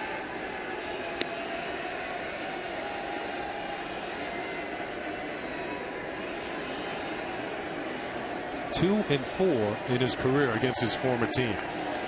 And that includes 3 losses last season. 2-0 pitch is lined over second. Coming on is Nick Swisher. He won't be able to make the catch. The ball drops in for a base hit. So Hill had a sacrifice fly in the 3rd inning. Comes through with a single here in the 6th. It is now 1 for 2.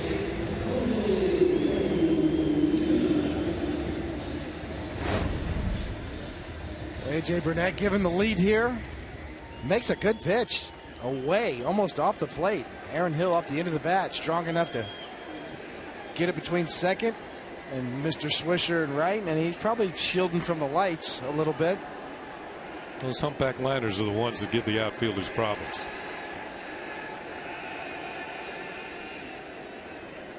Molina's grounded to short. They had drawn a walk. The Yankees would take that grounded to short right here.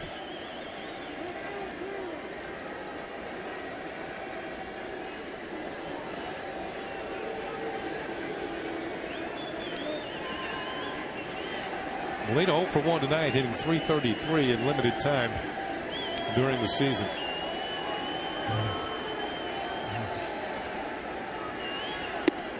Up and in, puts him in the spin cycle, and it's ball 1.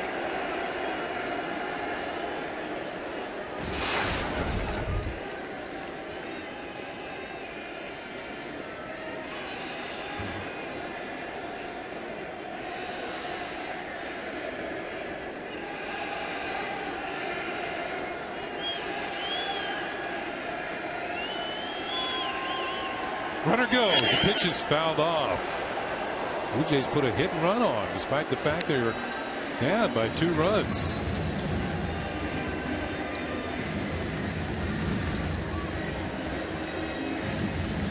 Now Aaron Hill has 5 stolen bases this year without being caught.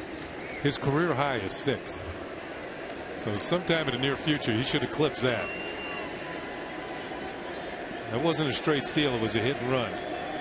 Saw Molina trying to force the ball to the right side where Cano was covering second.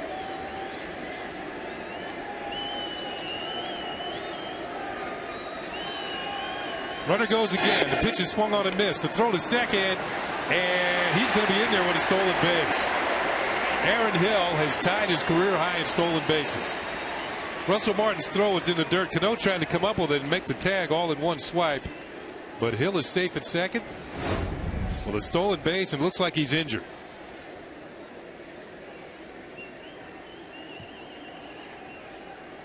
Let's see the hard belly flop slide.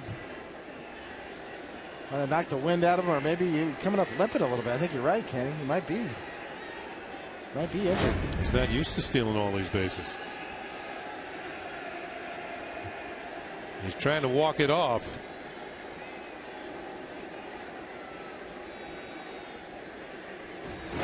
Manager John Farrell out to check on him.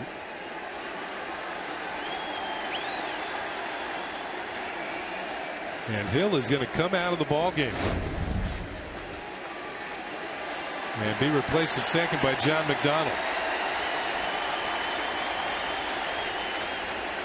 So it has to be more than just the wind knocked out of him. We'll try and get a report on Aaron Hill as soon as possible, as he is headed for the Blue Jays clubhouse and some treatment. So John McDonald is now running at second base.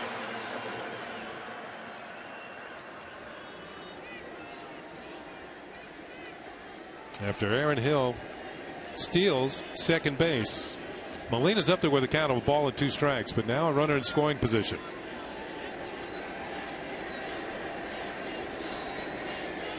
Breaking ball, chops it foul over to the on-deck circle with Corey Patterson.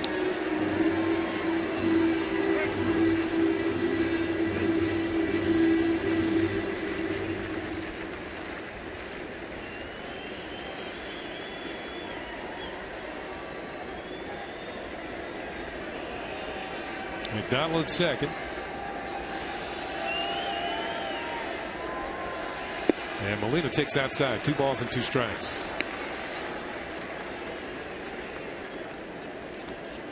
We don't see any stirring in the Yankee bullpen as of yet.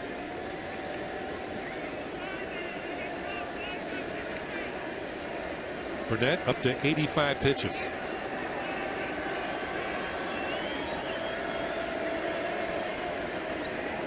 Fouled back to the screen. The count remains 2 balls and 2 strikes on Jose Molina.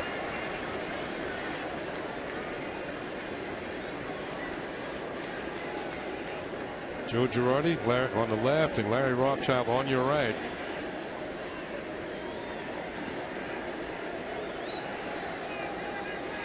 Thinking about how they're going to maneuver the Yankee bullpen tonight.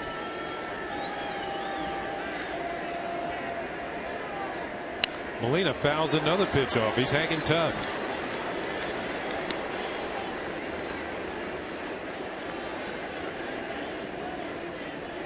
A.J. Burnett 8-0 in 13 career starts in the month of April for the Yankees. It's the longest April winning streak for a Yankee pitcher since David Wells won a franchise record 10 straight April decisions. Boomer. Breaking ball popped in the air. Third baseman Eric Chavez settles underneath it, makes the catch, and that's the first out here in the 6th inning. So Burnett gets Molina. Molina had a lengthy at bat, but that's out number 1. That is amazing. You know, he's 4-0 in April last year. He's looking to go 4-0 in April again this year. David Wells loved the cold weather. He was a cold weather guy. He didn't like the hot weather. He'd take his shirt off on the bus when he, in the middle of July, just to show off his tattoos on his back. Did you see Boomer this spring? He's in great shape. It looked like he could come out there and give you at least 3 innings. You know he wants to. Yeah. Here's Corey Patterson, who's doubled and flied to left. He's 1 for 2. First pitch is outside for ball 1. Boomer was throwing BP. I mean, strike after strike. That's what he used to throw when he was pitching. He always had great control on the field.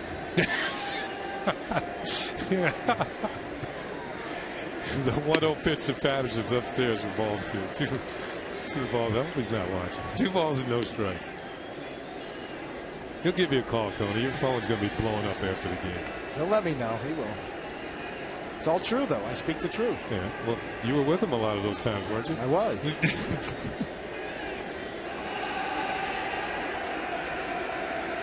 Patterson ahead on the count. 2 balls and no strikes.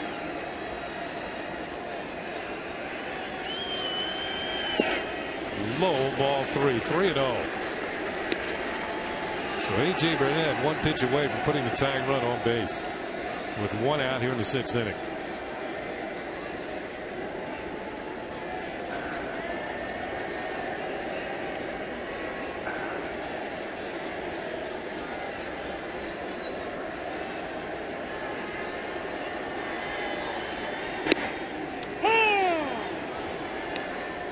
Three and 1.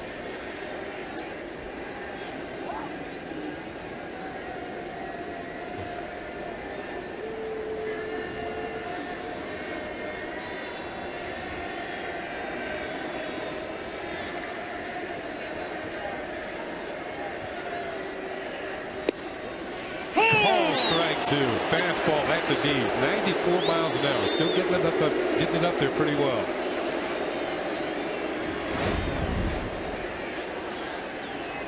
Good frame job by Russell Martin, getting him that strike right at the knees or just below the knees. Excellent job of framing that pitch.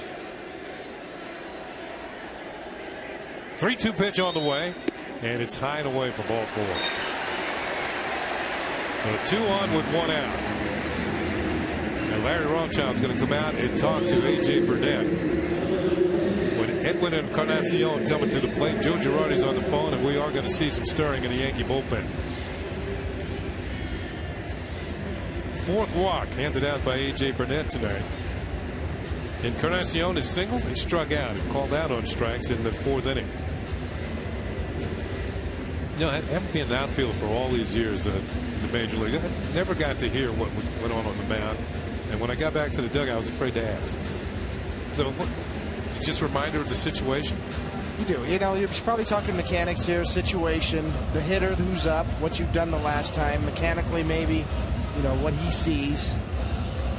And sometimes it's just to give him a break. You know, it's been a long inning for A.J. Burnett here. It's a big inning, a big turning point in this game. See, Robertson's going to get the rosin bag going all over his body. A lot of times you put that rosin bag right here, Kenny. It's a great way to get a little tackiness on the side of your pants. But with regard to Rothschild and Burnett, you know, a lot of times it's just to give a break. Just take a breather, start breathing again, regroup. Who's the hitter? It's like a standing 8 count. It's a standing 8 count, exactly. And get the catcher out there to talk about how you want to attack the next hitter. 2 on 1 out. Yankees up by 2. Inside, throw down to second, and Cano makes a great stop. Russell Martin almost threw that one away.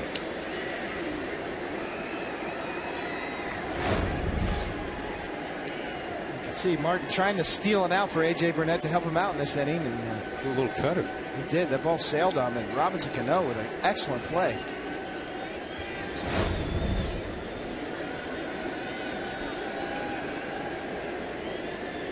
It's embarrassing when a pinch runner gets picked off.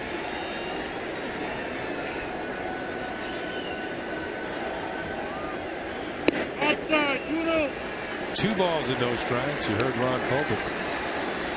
Just outside.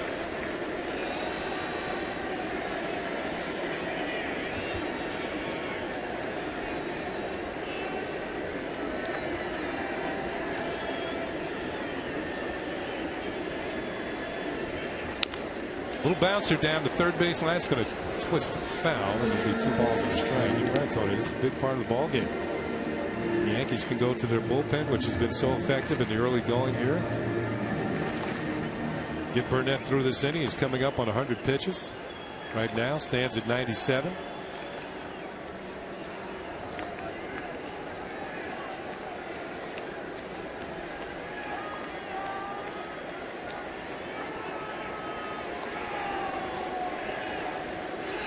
Ball is hit in the air to left field. Hit pretty well. This is going to chase Gardner back. Still going back, and this one is off the wall.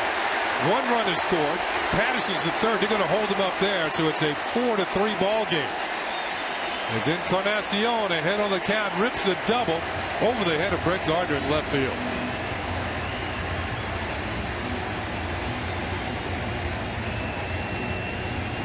And with 1 out, the Blue Jays have runners at second and third. You see the 2-seam grip. The problem is it runs back towards the barrel of the bat, towards the middle of the plate. Encarnacion gets a lot of it. A.J. Burnett's lucky this ball stayed in the ballpark. At first, off the bat, it looked like it was going to leave the yard. Gardner to it quickly, high hop. Now you got trouble. Second and third. Girardi's trying to decide what to do. Only 1 out. Here's Jason Nix. Got a no contact night going. He is struck out and walked. Yankees now down to a 1-run lead. Great stop by Russell Martin. Scrambling for all he was worth to come up with that one. See here, A.J. Burnett wide left of the plate, not even close, and that is a tremendously athletic play by Russell Martin to block that pitch. This has been the bugaboo for A.J. Burnett. When he gets into trouble, he starts to choke off pitches. And instead of getting tougher and getting stronger. Pitch is fouled down the first base line, and it's a ball and a strike. You kind of tend to see with A.J. Burnett a little bit of the deer in the headlight look every now and then. And we saw that last year with him when he goes through these tough spells.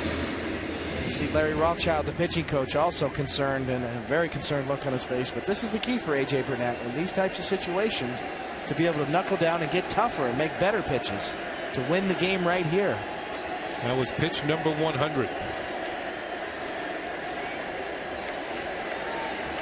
can see a little indecisiveness on the mound and not real sure of what he wants to do. And this is what we saw a lot of last year in the second half of the year with A.J. Burnett.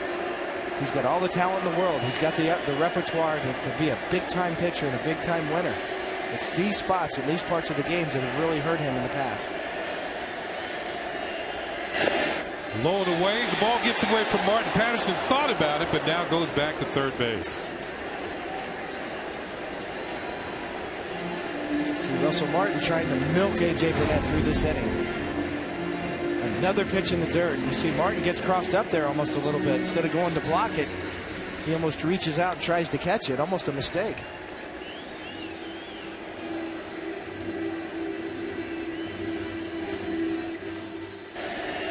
Here's Patterson at third. Thought better of it. Headed back to safety of the bag.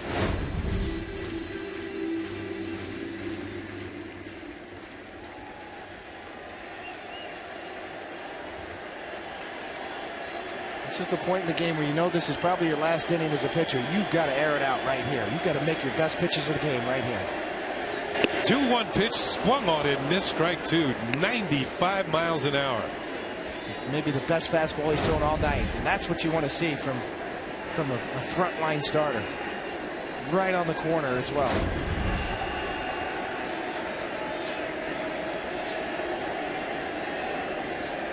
Two balls, two strikes.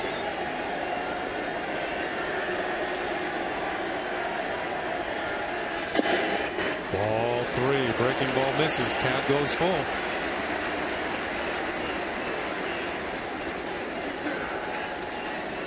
Top of the order, Yunel Escobar on deck.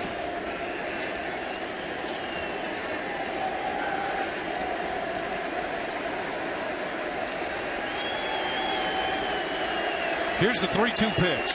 Swung on and line down the left field line and foul. Nick's out in front.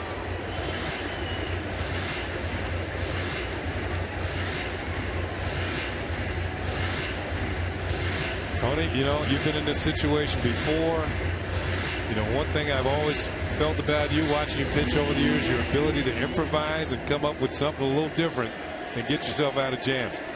What are you thinking? Well, I'm looking for a strikeout right here. You know, you've got less than 2 outs, 1 out, and a sacrifice fly situation. You've got a right-handed batter. If A.J. Burnett can throw his best curveball right here in the strike zone, he's going to get a strikeout. And that's what you have to go for here. As a pitcher, a starting pitcher, you know, this is probably your last inning. 3-2 pitch, and it's high for ball 4, and the bases are loaded. Second time that Nix has walked. And that's going to bring Joe Girardi out of the dugout, and that's it for A.J. Burnett. Just very indecisive out there. That pitch had no conviction behind it. Fastball way up and out of the zone. Didn't know really what he wanted to do with it. So we come back. David Robertson will be on the mound. The Blue Jays will have the bases loaded and 1 out, trailing by a run.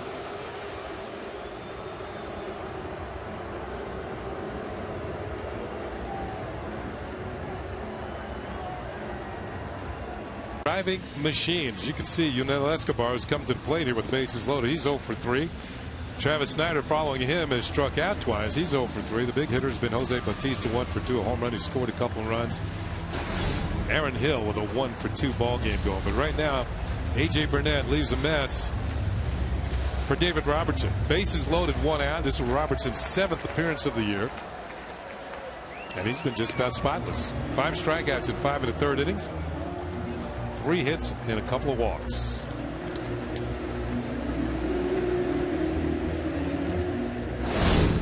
Take a look at Russell Martin's night behind the plate. You see how athletic he is. A.J. Burnett's a tough guy to catch. What an outstanding play on a slider in the dirt, bouncing around all night long, blocking pitches all over the plate. bounced on that one and he made a big out at second. A great throw to get the runner at second. Russell Martin all over the mat tonight. Here's Escobar. He's grounded to short, grounded to the mound, and hit into a fielder's choice. He's 0 for 3. Bases loaded and 1 out. First pitch, a weak swing and a miss. Strike 1.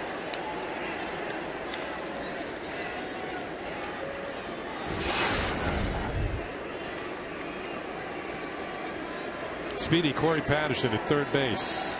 Edwin Encarnacion at second. And Jason Nix at first.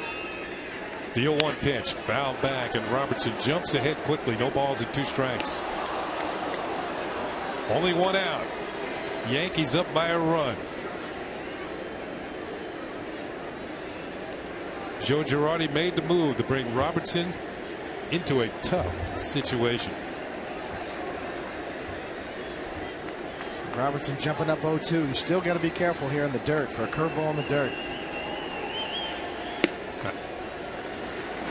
1 ball and 2 strikes. Sailing fastball. We've seen Robertson try to cut his fastball more and more over the last couple of years. Almost a la Mariano Rivera. Could be rubbing off.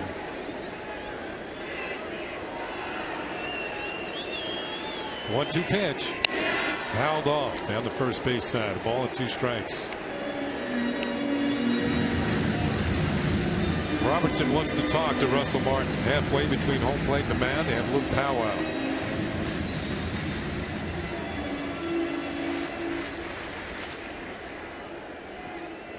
Little too much indecisiveness this whole inning, especially considering that the Yankees jumped ahead last inning to give Burnett a 4-2 lead, and now Robertson comes in, does a great job of getting ahead, but on a 1-2 count, you've got all sorts of options here. There should be no indecisiveness. You see A.J. Burnett very indecisive in this last top of the inning, or bottom of the inning rather. Outside, 2-2. Doesn't want to go 3-2.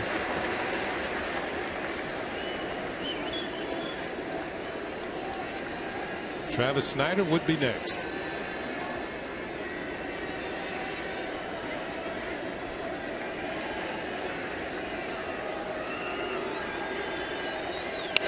Pitch is popped up into foul territory, coming over near the Yankee dugout, and this one's out of play. Both Martin and Teixeira hustling, but no chance.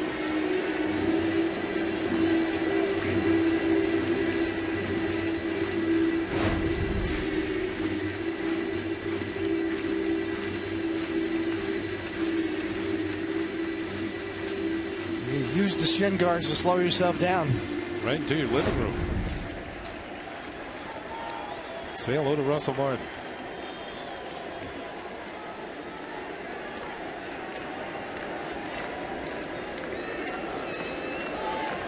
Robertson trying to get the Yankees out of trouble here in the bottom of the 6th. Swing and a miss. Strike 3. A big strikeout as Escobar goes down swinging. Out number 2. Nothing but fastballs from David Robertson the whole at bat. You see a little late movement on the cutter. 91 miles an hour. Escobar just can't catch up. There's just life on that pitch. It plays faster than 91. It's got late righty movement on it. So 2 outs now, and a fly ball will not drive in a run. Travis Snyder's 0 for 3.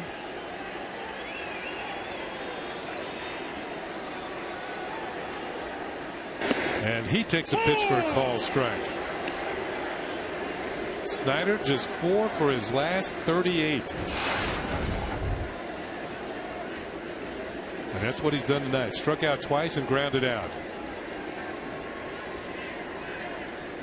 Swing and a miss. But Patterson could not advance. Another good job by Martin slowing this one down enough that Patterson could not score. Well, this is an excellent curveball, as you see right over home plate. Snyder has swung and missed at every curveball he's seen tonight, and Russell Martin pounces on that. Little surprised that Corey Patterson didn't take a chance right there with 2 outs to score, especially with his speed. Yeah, he can run.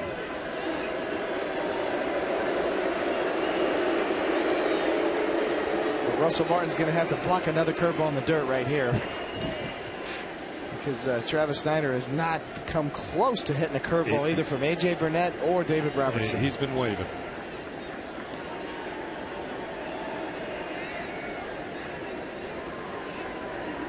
The 0-2 pitch, and he swings and gets a piece of this one. Fouls it at the plate, and the count remains 0-2. You think about changing eye level, fastball up out of the zone? Especially with 0-2, you certainly could do that at this point. See if you can get him to chase up the ladder. We've seen Mariano do that over the years. Blue Jays have the bases loaded with 2 down. Travis Snider with an 0-2 count. He's deep in the hole.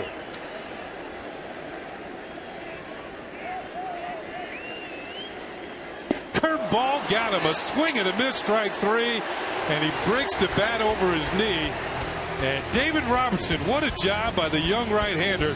Comes in and strikes out 2 batters with the bases loaded to get the Yankees out of trouble here in the 6th inning. At the end of 6, scratch 1 bat. The Yankees still have a 4-3 lead.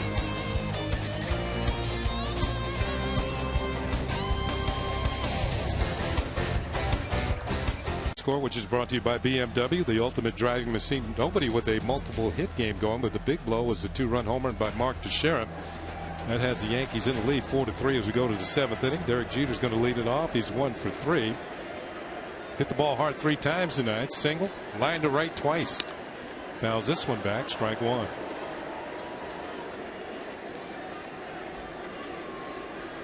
On the Acura scoreboard, the hits are even, but the Yankees have the lead in the all-important run column. They lead by 1. David Robertson, 2 batters face, 2 struck out swinging with the bases loaded. Pitch to Jeter, hit foul down the right field side. The Yankee bullpen is busy once again. But what a job by Robertson. Called into the most difficult situation for a pitcher. Bases loaded, yeah. Showed a lot of poise, jumped right ahead. A.J. Burnett should buy him dinner tonight at the very least. It certainly saved him. But you'd love to see relievers come out out of the bullpen in that situation, and jump ahead. Strike 1, strike 2. Outside to Jeter, ball with 2 strikes. So Robertson certainly did his job. As Jabba Chamberlain begins to warm up, and it looks like he'll be coming in the bottom of the 7th.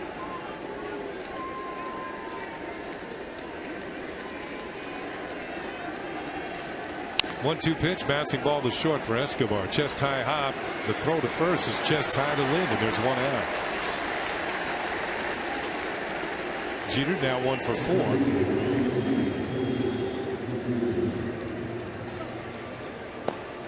Mark Zepchinski, the left-hander, warming up for the Toronto Blue Jays.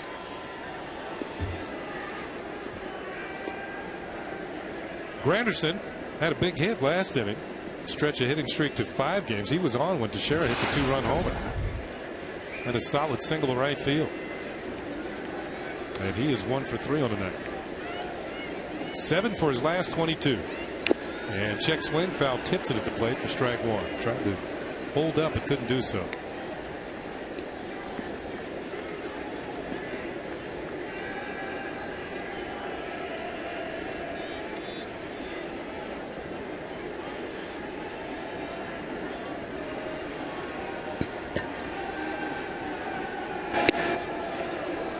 Ball and a strike on the Yankee center fielder.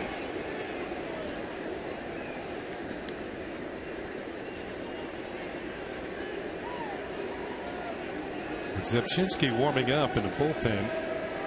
They got Cano scheduled to hit. The pitch is a called strike.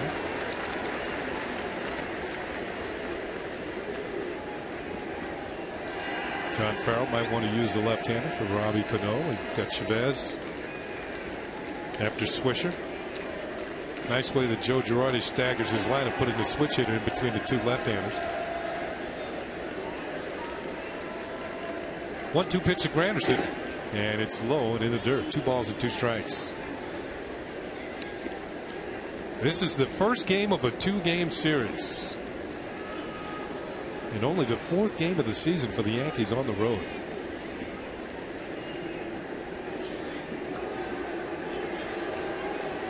Joe Girardi trying to get his team off to a good start on a two-city road trip. 2-2 pitch. Granderson hits this one well. The right center field. Patterson going back. He's looking up, and this one is gone. A home run for Curtis Granderson, and the Yankees now lead 5-3. His 5th home run of the season. He had 2 home runs on the recent homestand, and the Yankees continue to pound home runs.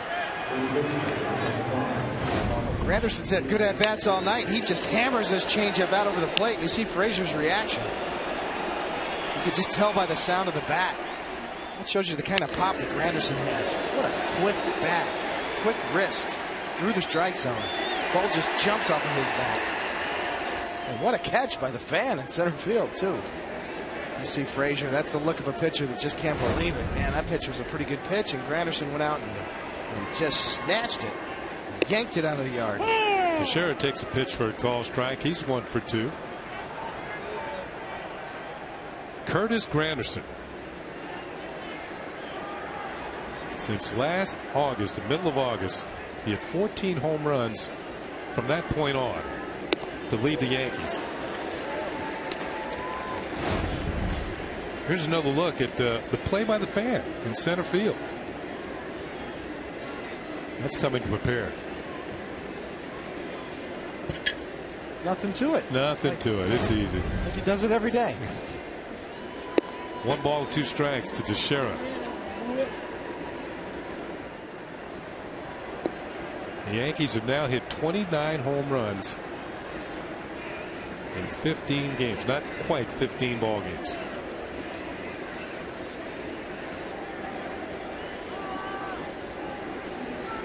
Teixeira, little looper, and it's going to be caught. And that is out number 2.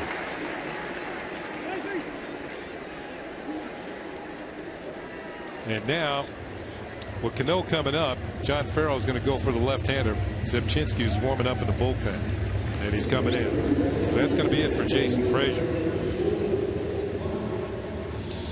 So Frazier gives up the home run to Granderson, give the Yankees a 5-3 lead. There's 2 outs here in the top of the 7th.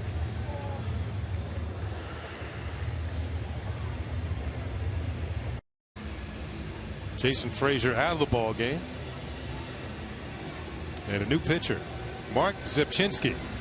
And this will be his 8th game. The Yankees have seen him in a starting role in the past. He's got a 1-0 record, 7 strikeouts, 5 walks in 8 1/3 innings. And he gets to face Robinson Cano, who's 1 for 3. 2 outs, nobody on. Cano had a base hit last time up and now has himself a 10-game hitting streak.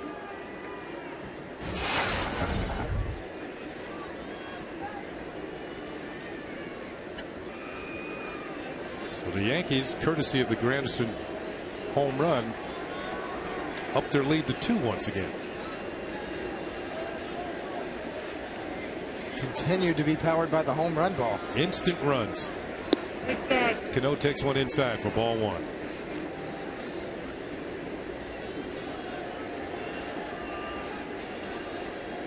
So 3 of their 5 runs tonight have scored on homers. Right around that 62% they started the game with. This pitch is fouled off, and it's a ball and a strike. And no cheapies either. A couple of dead center shots. Granderson with a bomb. Teixeira as well to dead center. A little bit right of dead center. That same fan had a chance to catch both of them. Look down inside for a ball. 2 balls and a strike on Cano. I saw Don Baylor one night hit 3 home runs in Detroit. All 3 of them in the upper deck in left field. All 3 of them in Old Tiger Stadium. All 3 of them within 4 seats of each other. Cano fouls it at the plate. It's 2-2. And the thing about it, his last time up the night before, he hit one in Boston into the net. So he actually hit 4 in a row in 2 different cities. And that's why his nickname was Groove. When he got in the groove, he could do it. He could hit. Stand right on top of home plate, too. Yeah. I dare you to come in there. I think he's the all-time leader in being hit by pitches. And his credo was never let a pitcher know that he hurt you. 2-2 pitch to Cano, and this is outside. Count is full, 3-2. One of the toughest guys I ever played with.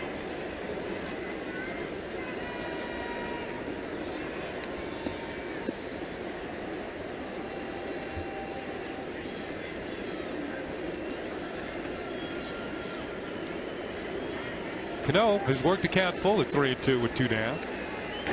Little chopper. This is rolling down the line. It's going to twist foul. Running down the line as a hitter, he's going to go foul, foul. And Cano's going to get another chance.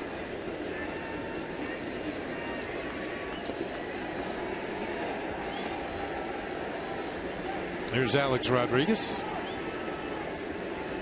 who might be in the lineup tomorrow night. Yankees see a left-hander, Brett Cecil. A-Rod was taking some hitting drills, and also saw him taking infield. He looked pretty good in the infield tonight at third base, throwing across the diamond with no problem. By the way, Don Baylor's the hitting coach in Arizona now for Kirk Gibson. 3-2 pitch.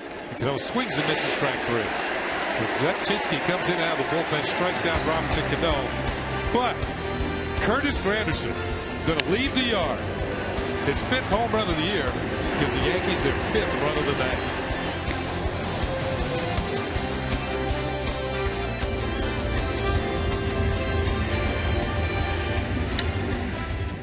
It's 5-3. 7th inning stretch just about over here at Rogers Center. Fans settling back in their seats. Curtis Granderson's home run was the 5th Yankee run of the night and their 29th home run of the year for the ball club overall. And the new pitcher's Jabba Chamberlain making his 10th appearance of the year. He's 1-0. Earned run average stands at an even 4. 9 innings, 7 hits, 3 walks, 9 strikeouts.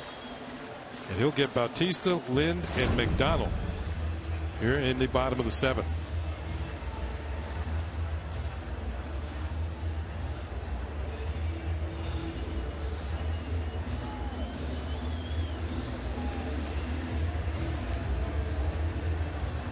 So this is the first of the formula of 3 relievers who can close out winning efforts for the Yankees. Usually Jabba in the 7th, Rafael Soriano in the 8th, and of course the incomparable Mariano Rivera in the 9th. First pitch to Bautista's in there for a strike. Bautista scored 2 of the 3 Blue Jay runs, 1 on the home run in the 1st and his 4th of the year. Drew a walk and scored in the 3rd, then grounded out the 3rd in the 5th. So he is 1 for 2. Tried to check, foul, tips it into the glove of Russell Martin, and it's strike 2. Quickly, Jabba jumps ahead.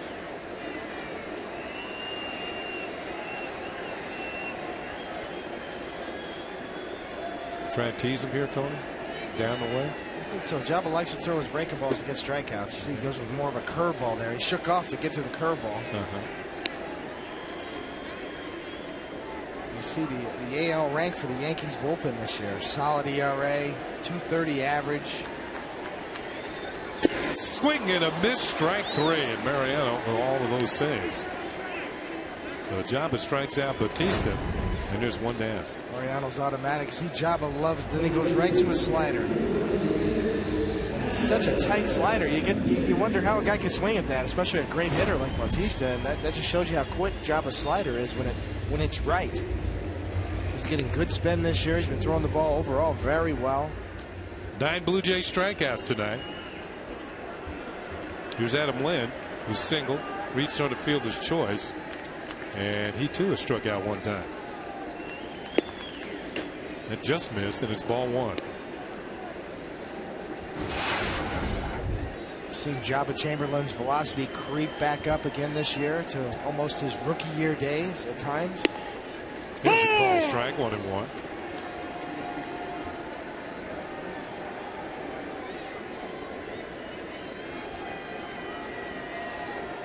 Pitching coach Larry Rothschild looks pretty comfortable right now with Jabba in the game. Ball is hit down the left field line, and it's twisting foul. It's just a long, loud strike. 1-2.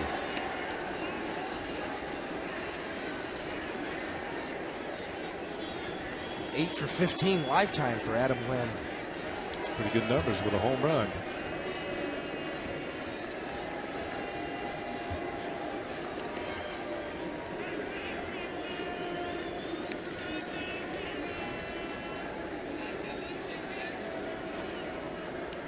Jabba was clocked in one game at 98 miles an hour. We haven't seen that velocity from him since his rookie year. 1-2 pitch, and it's hit hard to third, but on the backhand, Eric Chavez across the diamond, out number 2. Chavez is about as smooth as it gets at third base. Good pitch. Piece of cake for the Gold Glove third baseman. You know, I was talking to him the other day about all the surgeries he's had. Both shoulders, had a bulging disc in his neck, back surgery. I asked him which one was the hardest one to come back from. And John McDonald takes a pitch outside for ball 1, and he said it was the surgery on his right shoulder, and it wasn't because of the throwing, it was because of the hitting.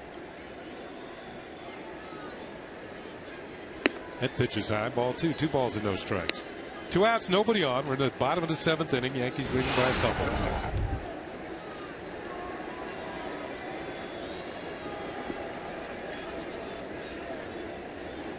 And it was his willingness to learn first base so he could back up both Teixeira and A-Rod. Ground ball, going to be a tough play for Jeter. Surrounds it, throws on a run, and gets McDonald by a step. Nice play by the Gold Glove shortstop, as Jabba Chamberlain has a 1-2-3 bottom of the 7th inning. It's on to the 8th. The Yankees leading the Blue Jays by a score of 5-3. Nice play by the Yankee captain.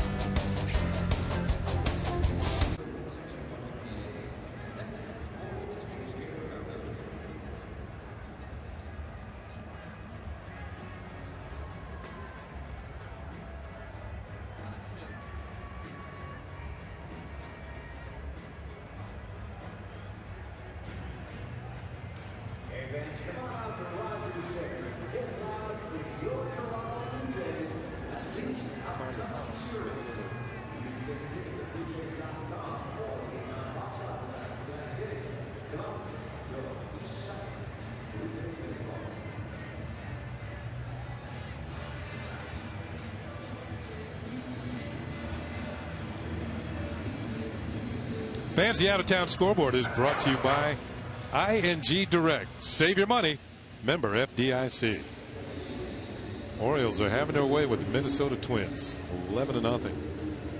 Trying to break a losing streak and breaking it in style. But here at Rogers Center, the Yankees trying to keep a winning streak going. They've won 3 in a row coming into tonight. Trying to stretch it to 4.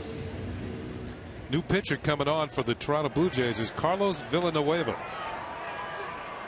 He will be the 4th Blue Jay pitcher of the night. Drabek, Frazier, Zepchinski, and now Villanueva. And he will face Nick Swisher, Eric Chavez, and Jorge Posada, the scheduled hitters for the Yankees here in the top of the 8th inning.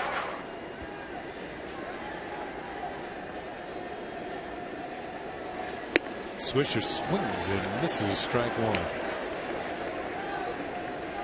That's got to jump out at you. 11 strikeouts in 9 2/3 innings. Just 1 hit. 2 as well. Swing and a miss. Strike 2, 0-2. Villanueva came over from the Brewers. As you see Soriano warming up, getting ready for his role in the 8th. But Villanueva was with the Brewers, and the Blue Jays acquired him in the offseason this year. Not really a power guy, but he can pitch. Good control, got a good changeup. Was he in the Sean Markham deal? It's a separate deal for a player to be named later. Okay. Blue Jays trading Sean Markham. It went a pretty good year for them last year to Milwaukee. Yeah, Sean Markham was a solid starter, middle of the rotation type starter. Ball and 2 strikes on Nick Swisher, who's walked twice. And takes one low, 2-2. Now Markham was traded for Brett Lawrie, who's at AAA now, and hitting up a storm. Supposedly he's got to work on his fielding at third base, but it's not going to be long before he's in the big leagues. He's just hitting too well. 2-2 pitch to Swisher, and he lines it over short into left center field for a base hit. On the run is Snyder. Coming over is Patterson, but Snyder's up with it. Swisher with a big turn is going to hold on with a single. So Swisher with the base hit is now 1 for 2. Been on base 3 times tonight. And he now has a 4-game hitting streak. He's been hitting the ball very well right-handed. Left-handed is maybe starting to come on a bit. The fact that he's walked twice tonight shows me he's getting control of the strike zone. And when you start getting control of the strike zone, then you start to really hit the strikes. Especially as a switch hitter, as you know, also well. Pitch to Chavez is a strike. He too has walked a couple of times. Scored a run, bounced into a double play. Carrying a hefty 438. That's one of those late afternoon batting averages. 438.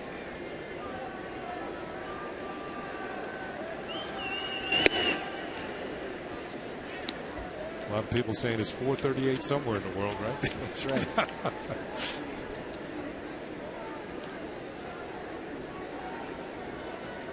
One on for the Yankees in the 8th with nobody out.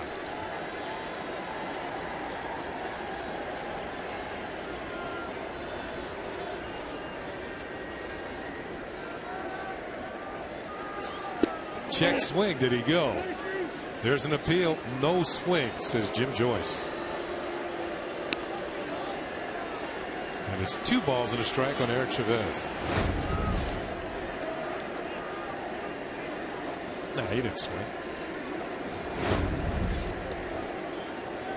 He's smiling at me like he did. Would have been a double if he would have hit it.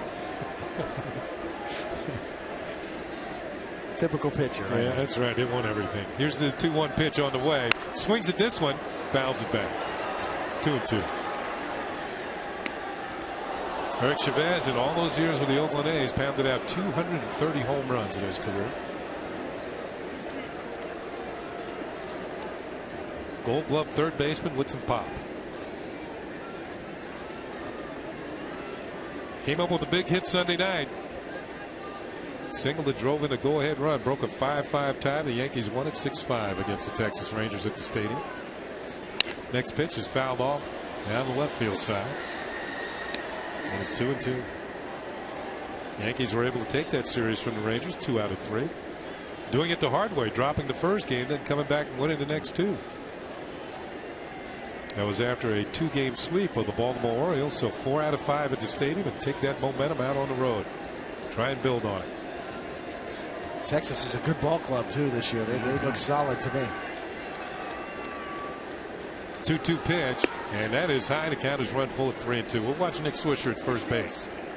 See if Joe Girardi has him on the move. Chavez has bounced out into a double play. Jorge Posada's on deck. Yankees trying to build on a 5-3 lead here in the 8th inning.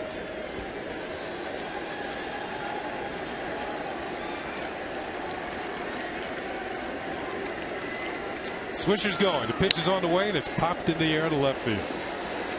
Travis Snyder shouldn't have a problem with this one. Makes the catch, and Swisher's going to have to return to first. 1 down.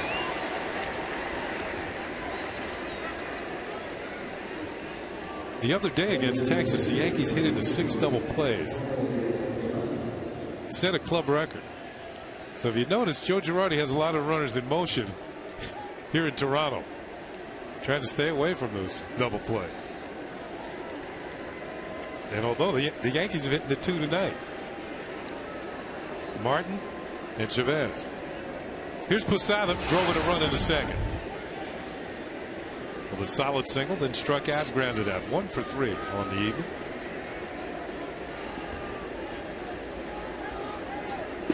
In the dirt, the ball gets away from Molina, and Swisher does not break for second. I don't know if he was blocked out, couldn't find the baseball.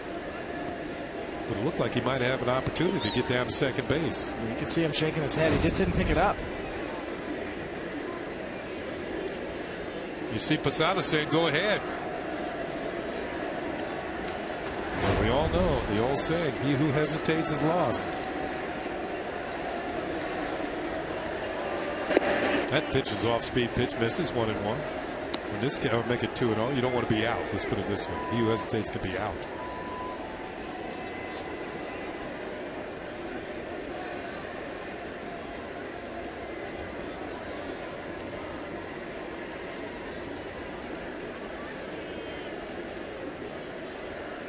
.2-0 pitch. And Posada hits a bouncy ball. Lind has it. Could be 2 to Escobar for 1. Villanueva covers. Gets the bag just ahead of Posada. And the Yankees have bounced into their 3rd double play of the night. A 3-6-1 double play. That's going to do it for the Yankees here in the 8th inning. It's on to the bottom of the 8th. The Yankees have a 2-run lead. Villanueva with the two-step at first base. Picks up the out. 1-2. Former Yankee skipper Joe Torre, from his favorite moment in pinstripes, what he'll wear when the Hall of Fame comes calling. The Verizon Files game wrap-up, that's tonight on My 9.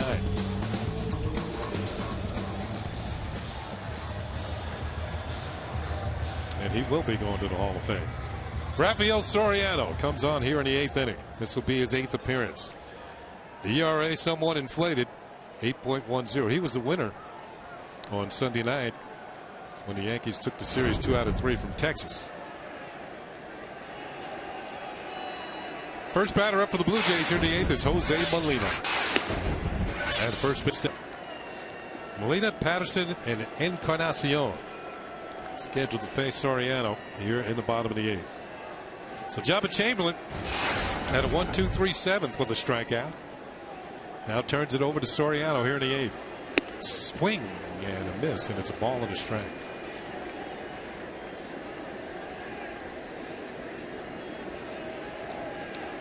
Sean Camp.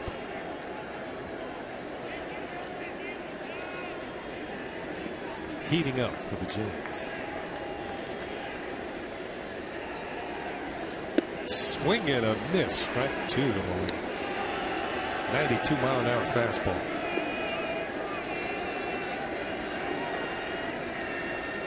Soriano shows very little emotion out on the mound.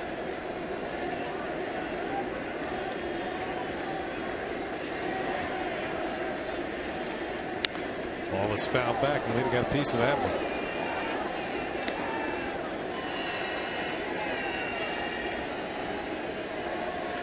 And there is the routine that opposing managers have feared over the years. Just stretching to get things warmed up. It's like he just woke up from a nap. Probably did. The 1-2 pitch. Hit high in the air to short center field. Coming on is Curtis Granderson. And he has it for out number 1 here in the 8th inning. So Molina's gone. And it'll bring up Corey Patterson. Patterson has doubled. Flied to left and drawn a walk. He's been on base twice. Patterson has been around. You mentioned he started out with the Cubs. Also been with the Orioles, not once but twice. Been with Cincinnati. Been with the Nationals for 5 whole ball games. The Cubs really thought he was going to be a good one too at Wrigley Field with that speed and that power that he has. Just never really materialized at Wrigley for the Cubs. You know, I mentioned that one year he hit 24 home runs. That might have been the worst thing that ever happened to him, because then you lose sight of what type of hitter you want to be. And I never really thought he was a home run hitter. He swings and pulls this one foul. And it's a ball and a strike. He's also been with Milwaukee. So Chicago, Baltimore, Cincinnati, Washington, Milwaukee, and with Baltimore again, and now here in Toronto.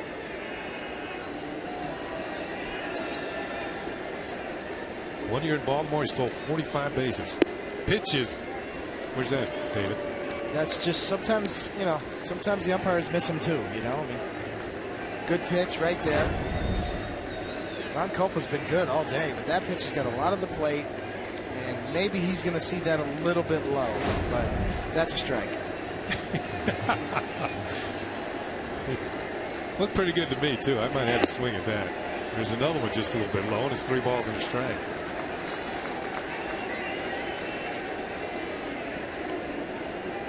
I give Ron Copa credit behind home plate. He's really been very consistent all night long. Very few complaints. You can tell that because pitchers haven't said much. Maybe a stare or a glance every once in a while, but the hitters haven't said much. And to me, that means even more. Here's the pitch, and Patterson hits a bouncing ball foul, and the count is now run full at 3-2.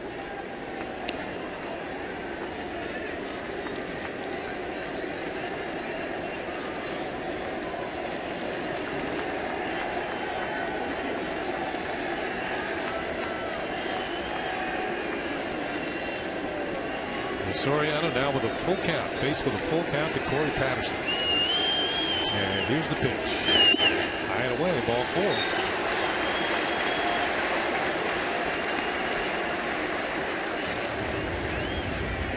And with a 2-run lead, that means the tying run comes in play and Encarnacion, who's been one of the hotter Blue Jay hitters of late. Most of their team has gone cold, but he's hitting 5 of the last 6 games.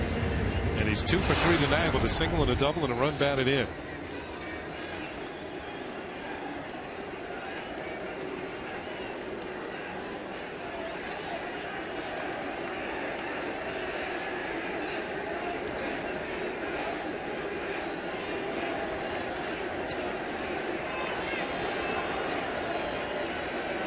Starts him with a breaking ball in. Gets it in there for a call strike. Talking about Patterson's great speed, he actually led the league in stolen bases one year. 2006 with Baltimore, he stole 45 bases. Caught just 9 times. Pitch on the way, and it's fouled straight back just to our right. And the count goes 0-2.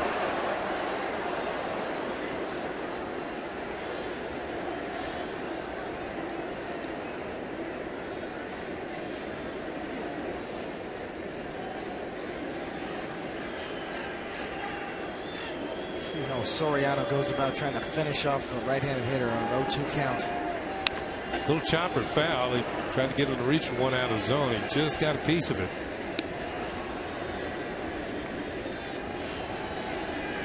Soriano's numbers last year with the Tampa Bay Rays, league leading 45 saves.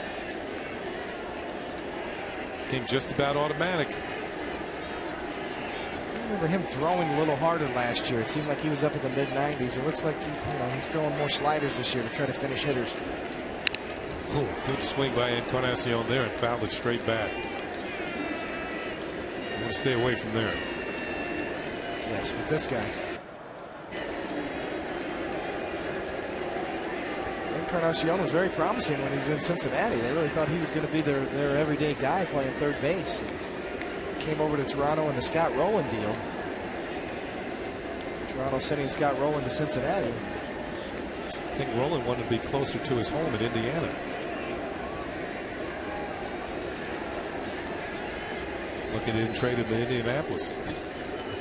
Pitches on the way to runners going, the pitch is pulled foul.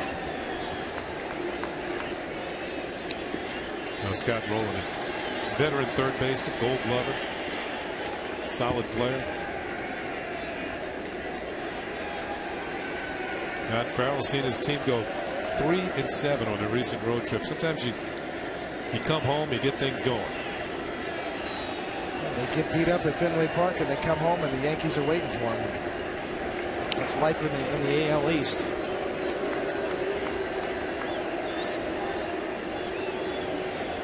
Then after an off day on Thursday, the Rays come in and they're playing better baseball. Then they go on the road. Texas, New York, and Tampa Bay. This is a tough stretch. Pitch is on the way, and it's called strike 3. Soriano hits the inside corner, and Encarnacion does not like it. Second time tonight he's been called out on strikes on pitches on the inside corner. Well, I guess I spoke too soon about home plate umpire Ron Copa, because this is a borderline pitch up and in. You can, anytime you see a catcher try to yank the ball back down and in, then you know that something's got to give there, and that's a really generous strike call. And Encarnacion has a legitimate beef, as you said, Kenny, twice tonight. Yeah, that first time he got called out on strikes, Jay Burnett made a similar type of pitch. So 2 outs now, and Jason Nix is at the plate. And he tonight has not made contact. He struck out and walked twice.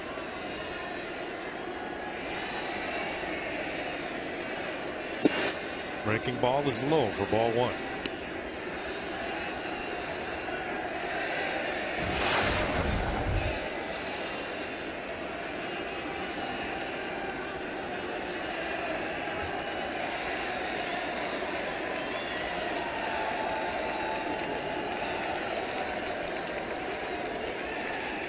Runner goes. The pitch is fouled back. Patterson had a great jump. And he can run. Yes. By the way, speaking of running, Aaron Hill left the ball game with a strained right hamstring, and as for now, he is day to day. But hamstrings can be a tricky proposition. Early in the ball game, Hill stole second, set a career high, and pulled a hamstring.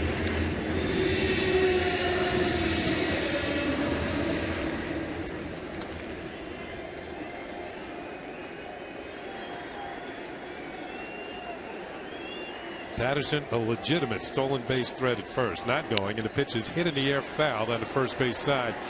And Teixeira going over for a look, but that's all he's going to get. This is about 10 rows back.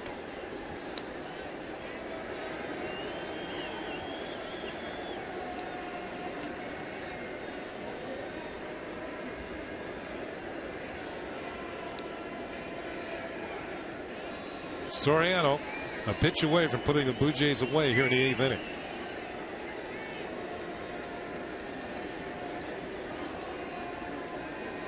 Instead, he's going to toss over to first and check on Patterson.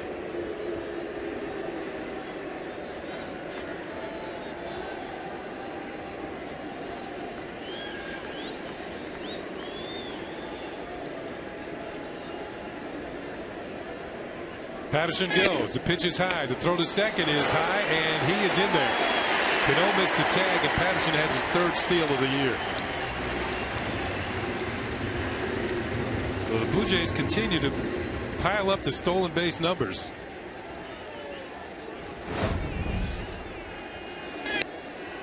They've got a couple tonight and now have 23 on the season. Well, that's close. You know what? A risky play, too, if you think about it. You're down 2 runs.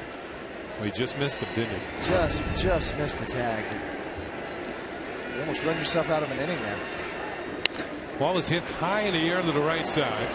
Teixeira drifting into foul territory. He is there, makes the catch, and Patterson's stolen base will go for none. Soriano gives up a walk and nothing else here in the 8th. It's on to the 9th in Toronto.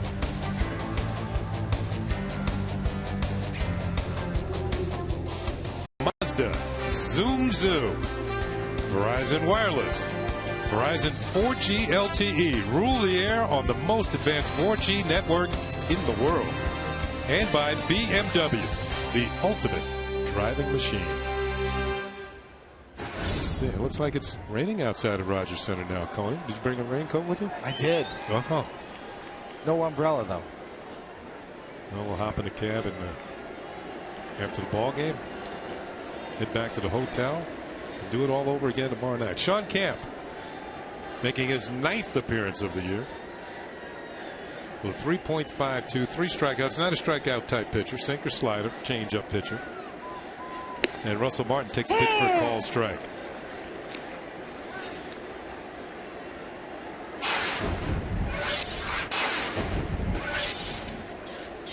The 5th Blue Jay pitcher of the night. Camp deals. Little bouncing ball foul. And Martin falls behind. No balls and 2 strikes. Martin is 1 for 2. He's grounded into a double play. He also ripped a double, his 3rd of the year, and drawn a walk. Been on base twice. Hit here would put him over that 300 mark. This is one of those key at-bats.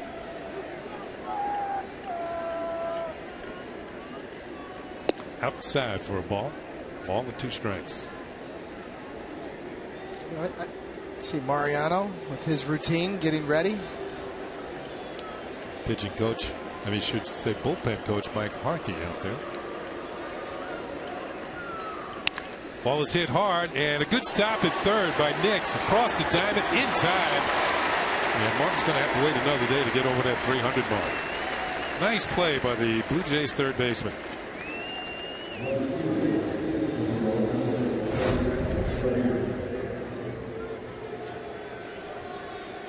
Good range. Strong throw. Nice play on both ends. Coming up with it, then throwing it. Here's Brett Gardner. 0 for 3 tonight. Came up with in a clutch situation in the 6th inning with the bases loaded and flied out to end the inning. And takes a pitch for a call strike from Camp.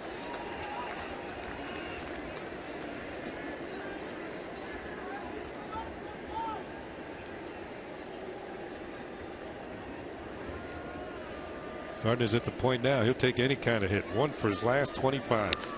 Little bouncing ball to second. Should be an easy play for McDonald. Throws him out, and there are 2 down.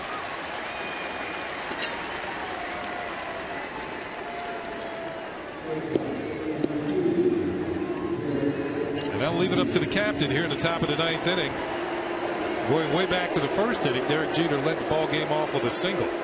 Since then, he's flied out to right a couple of times and grounded to short.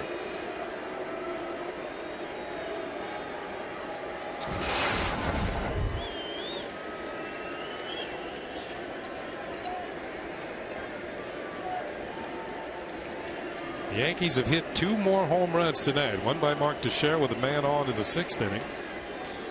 And for good measure, Curtis Granderson added one in the 7th inning, a solo shot. Jeter tried to check a swing, went around too far, strike 1.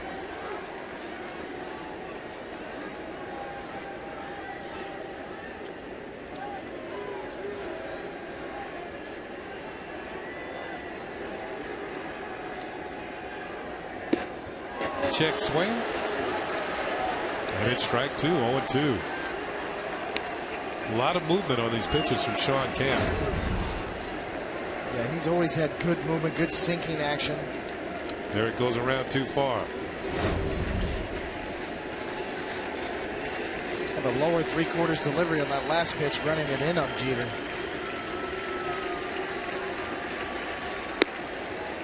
Teasing sliders outside. It's a ball with 2 strikes.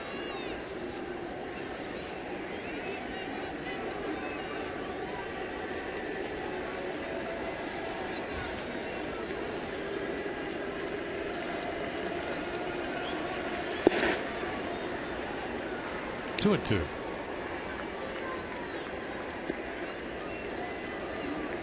Jeter with the hit tonight. Now just 3 hits behind Frank Robinson, the Hall of Famer on the all-time hit list.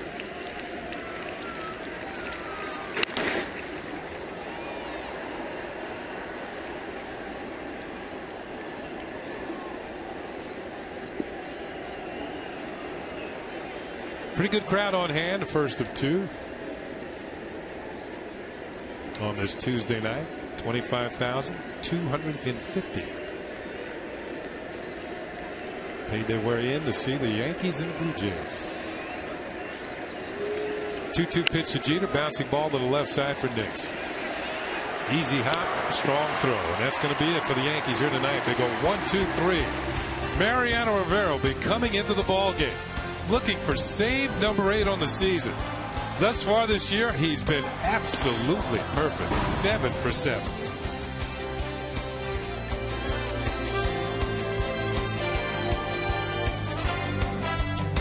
Former Yankee skipper Joe Torre, from his favorite moment in pinstripes to what he'll wear when the Hall of Fame comes calling. On the Verizon Fios game wrap-up, that's tonight on My 9. Mariano Rivera comes on to try and pick up the save. This will be his 10th appearance. 1-0. ERA can't get any better than that. 7 strikeouts in 8 1/3 innings, 4 hits, and he is yet to walk a batter this season. He'll get the top of the order. Escobar, Snyder, and Bautista here in the 9th inning.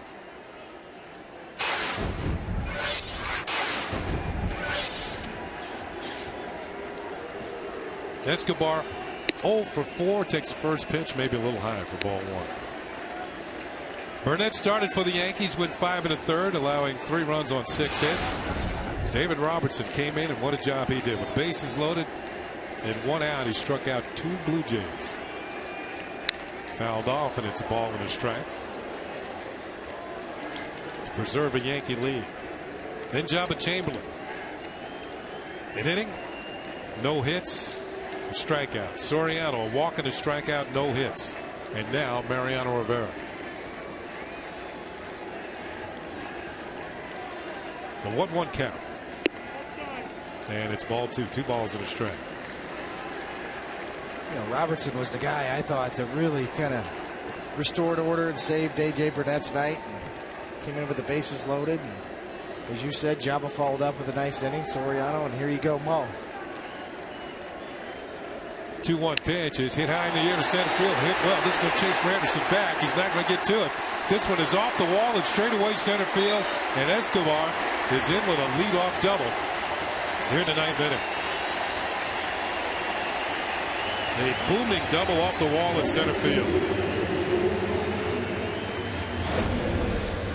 See Mariano trying to go away, and the ball stays in the middle. Up, belt high. Escobar gets a good swing on it, slams it off the center field wall on the fly. This is his second double of the year. And he's on for Travis Snyder. Snyder's 0 for 4 with 3 strikeouts. Broken bat rolled to the right side. Cano charging. Gobbles it up. Throws him out. Well, Snyder hustling down the line. Dives into first base, but he's out of there. On the play, Escobar moves to third.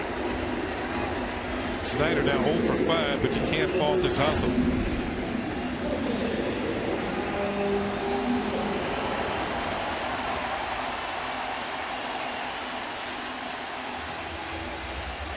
So 1 down, a runner at third. Escobar's run doesn't mean anything. The Yankees keep the infield back. That'll bring up Jose Bautista.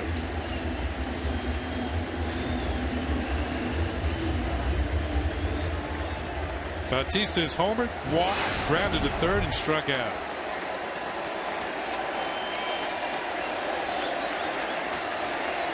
Oh for 4 in his career against Mariano Rivera. Low and away for ball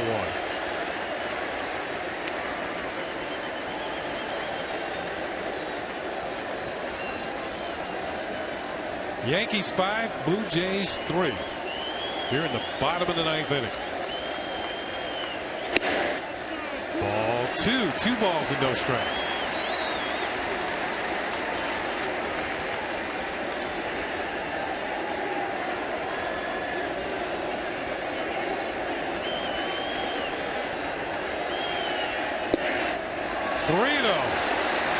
Rivera falls behind Bautista.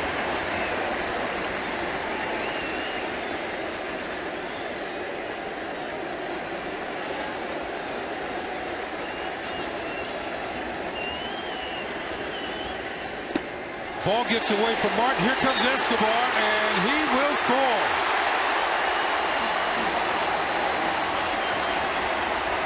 A wild pitch scores the run.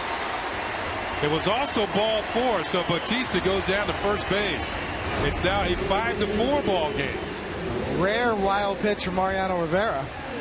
You can see that Mariano just did not want to give in right there to Bautista and his home run power. And the first walk of the season charged to Mariano Rivera. And that'll bring up Adam Lind, who is 1 for 4. Lind, like Bautista before him, is 0 for 4 in his career against Mariano Rivera.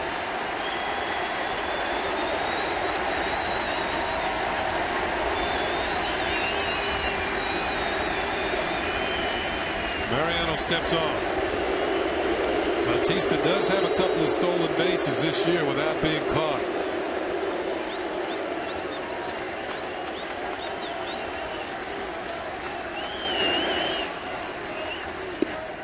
Pitch is in there for a call, strike 1.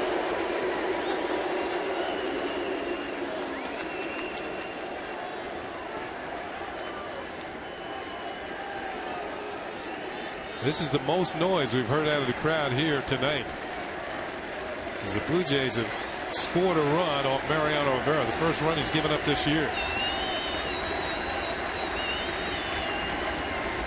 Toss over to first to check on Bautista.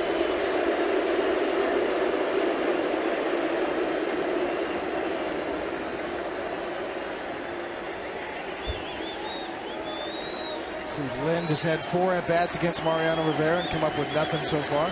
0 for 4 in his career.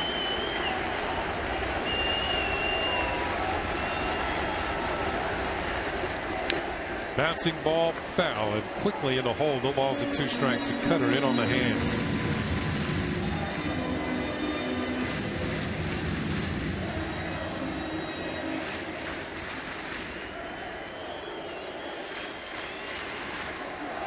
Lynn 1 for 4 tonight. There's 3 for his last 30.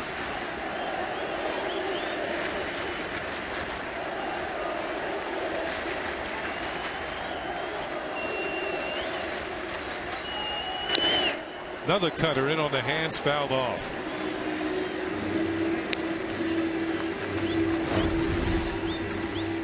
See the patented Mariano Rivera cutter into a lefty, just chasing him in.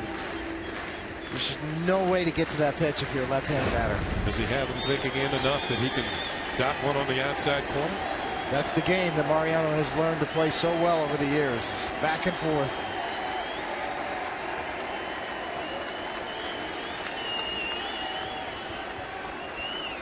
He tries and just misses. 1 and 2.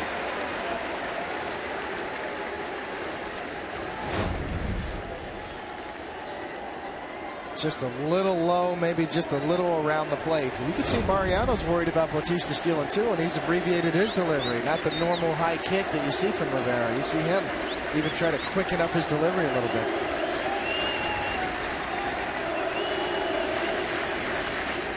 Pitch is fouled off by Lynn. Stays alive. 1 ball and 2 strikes.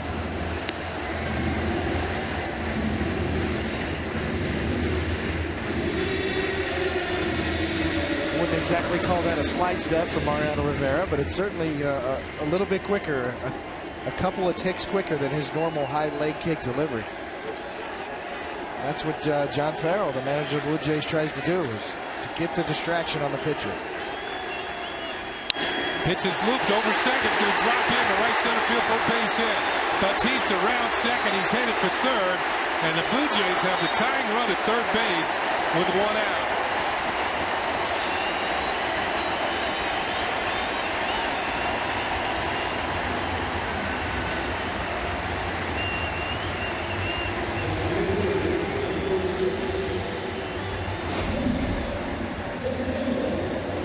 Trying to come back in with the cutter, and this one just kind of sits there. It didn't have the normal cut that Mariano usually gets.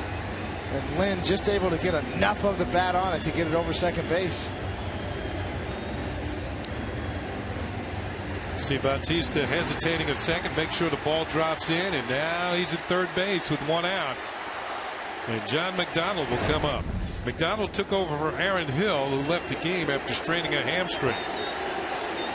On a stolen base in the 6th inning. McDonald's had 1 at bat and he grounded out to short.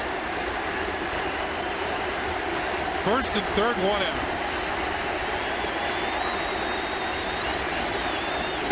Lays down a bunt and it's going to be a fair ball. Teixeira flips to the plate, not in time. A squeeze play works and the Blue Jays have tied the game at 5.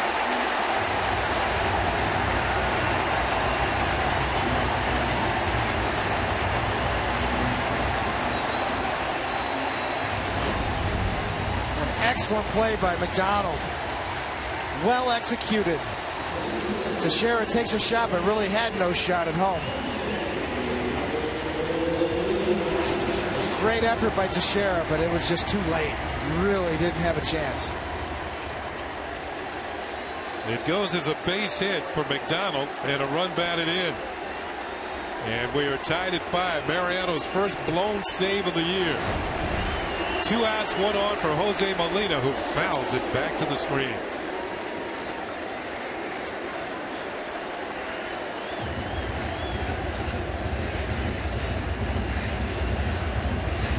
Just the kind of play you would expect from a guy like John McDonald, the veteran. I don't know if that was a play put on from the bench, safety squeeze, or whatnot, but that's the kind of execution that John McDonald's done his whole career. Gutsy call. Foul back, and it's 0-2. Well, Molina, let's take another look. Is it a safety squeeze? That's a safety squeeze. Safety squeeze. The bunt is down, and then Bautista decides to come in. A suicide squeeze. He starts as soon as Mariano makes his motion to home plate. Don Zimmer loved that play. You just get the bunt down to first base, and the runner can almost walk home. Pitch is fouled off, and the count stays. No balls and 2 strikes.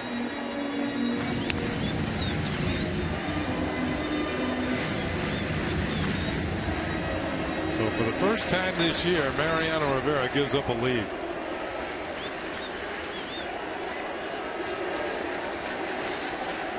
Now he's trying to hold it right here so the Yankees can have a chance to win in extra innings. Foul off the mask of Russell Martin.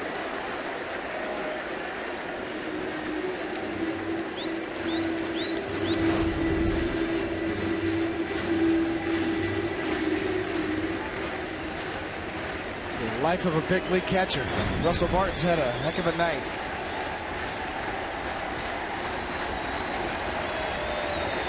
Infield and double play depth. Bouncing ball foul as Molina spoils another one.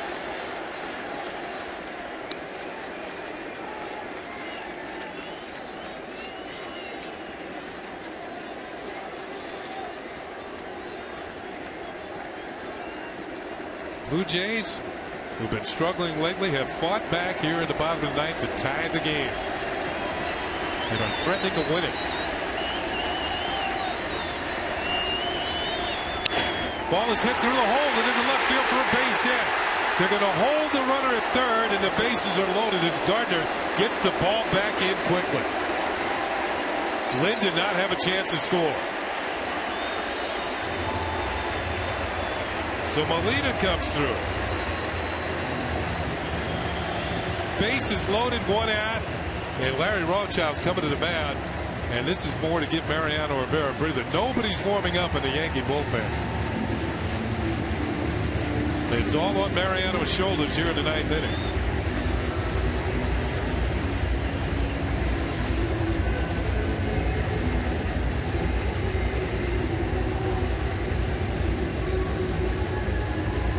You're exactly right, Kenny. It's just a chance to regroup, give him a breather, and then also talk about Patterson, the next hitter. We would be ready for another safety squeeze, even though the bases are loaded.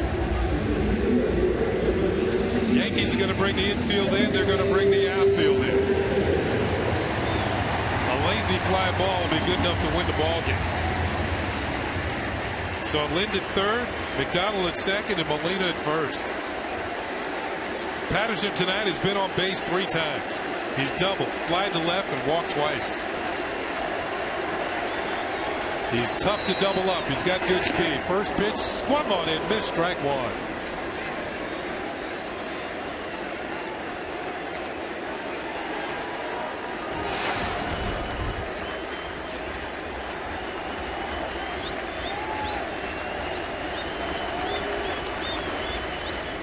Ball is hit in the air down the right field line, and this is going to be out of play.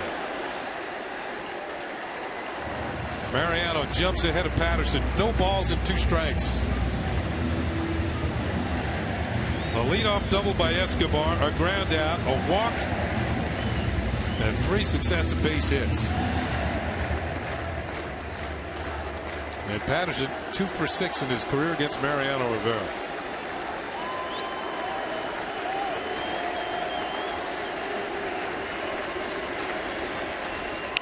Ball, ground ball to third. Chavez steps on third, throws the first for the double play, and that's going to get the Yankees out of trouble here in the 9th inning. But the Blue Jays have tied it at 5. We're going to extra innings here at the Rogers Center. Chavez steps on third, the accurate throw. It's on to the 10th.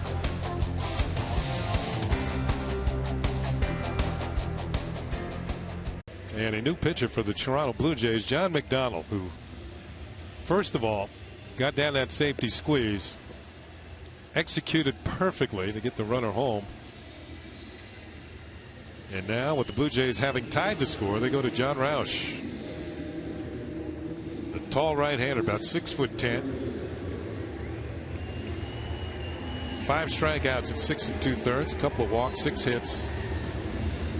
And this will be his 8th appearance of the year. He has been a closer, been a setup man. He's been handling the closing duties for Toronto so far, although they did get Francisco off the DL today, and he is available as well, who's been a closer in the past. So got to be imposing figure, 6'10". Here's Curtis Granderson. Granderson homered in the 7th inning. He also had a base hit and scored in the 6th. He's 2 for 4. He's only had 1 at bat against Roush, and he's 0 for 1 in his career. First pitch is in there for a call strike. Granderson with a long homer in the 7th. That's inside, a ball and a strike. It'll be Granderson, Teixeira, and Cano for the Yankees here in the 10th.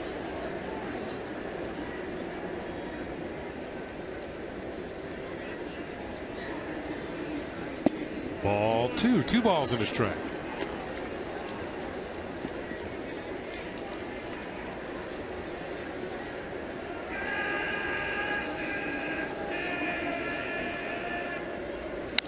Granderson lights it foul down the first base side and almost into the seats. 2 balls and 2 strikes. Ivan Nova is up in the Yankee bullpen. That's something new.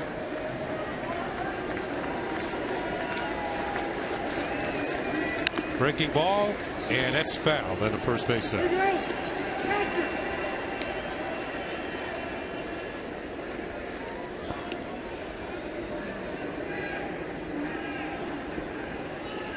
Yankees, you know, have put Bartolo Colon in the rotation, so they've kind of lost their long guy.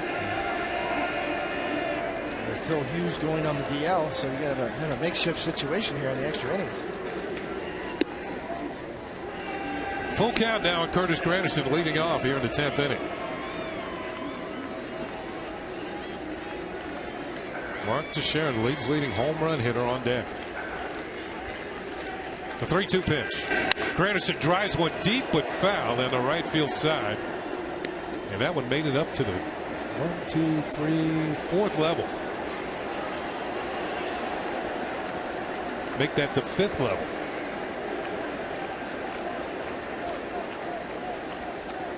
Now they got to find it. 3-2 pitch is hit in the air to center field. Corey Patterson is there, and there's one down here in the 10th inning.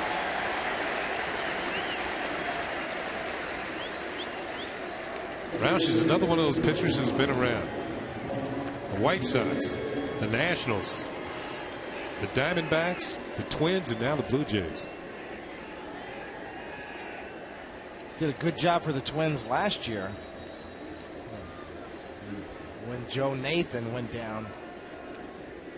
And then eventually they got Matt Capps from the Nationals. But Roush did a good job for the Twins last year. He had 21 saves. Inside to Teixeira, ball 1. Teixeira's 1 for 3, was also been hit by a pitch. 2-run homer in the 6th inning.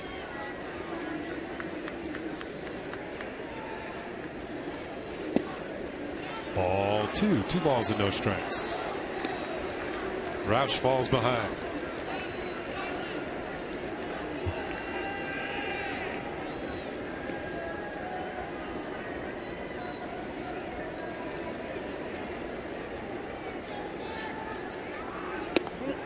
Ball 3, 3-0. On a night where Mariano Rivera blows his first save of the year, it's going to force the Yankees to try and win this one in extra innings.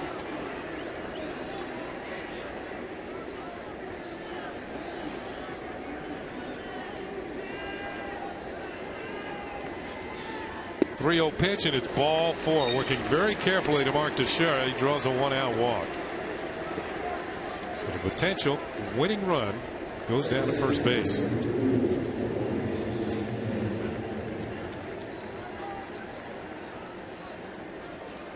And brings up Cano. Robbie's 1 for 4 with a base hit that came in the 6th inning.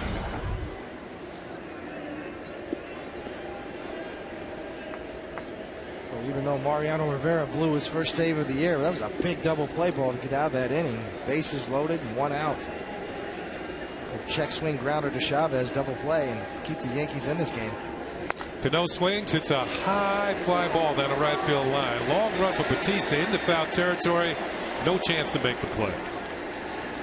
1 strike on Cano.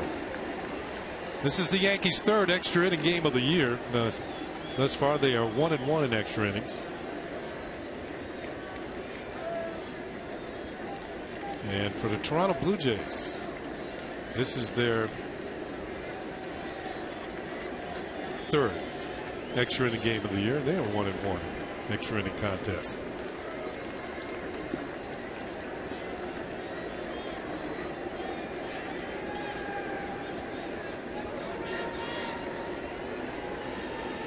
Cano hits a bouncing ball towards second. McDonald bobbles the ball, recovers, throws to first in time to get Cano. Might have been an inning-ending double play. McDonald gets one out, but Teixeira is now in scoring position at second.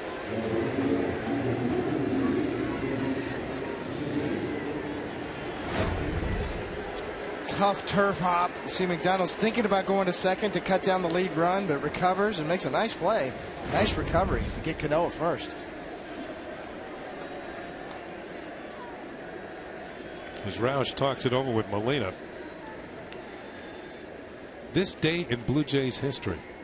In 2001, the Blue Jays played the longest game in club history, and it was against the New York Yankees. 17 innings, a game the Yankees won 6-5 in 5 hours and 57 minutes. Better get some coffee up here, Kenny.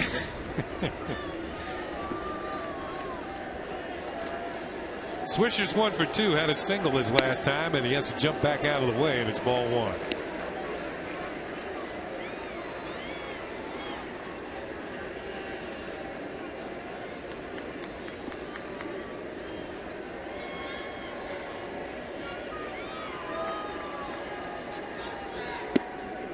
Ball 2, that was close. 2 balls and no strikes. Roush thought he had a strike.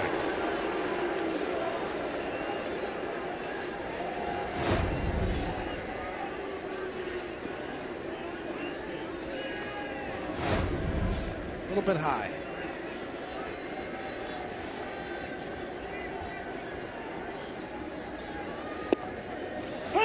That one catches the corner. It's 2-1.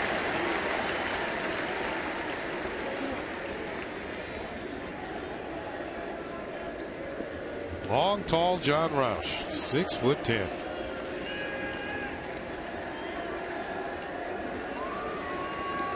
Swing and a miss, and it's 2-2.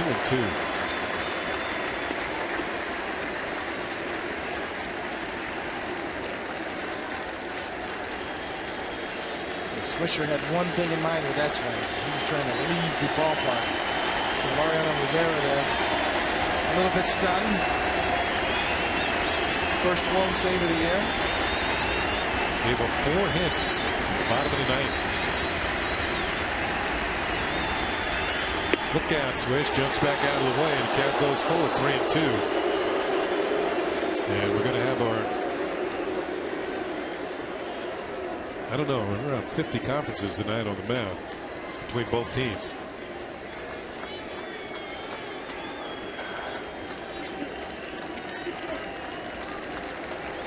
You understand, with the game on the line, Eric Chavez on deck.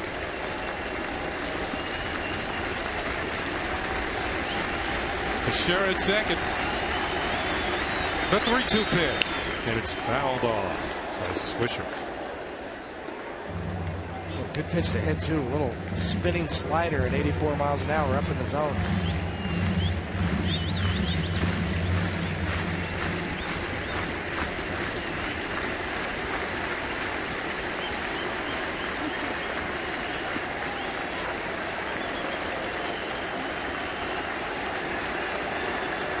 Roush is ready. Here's the payoff pitch, and it's away for ball 4.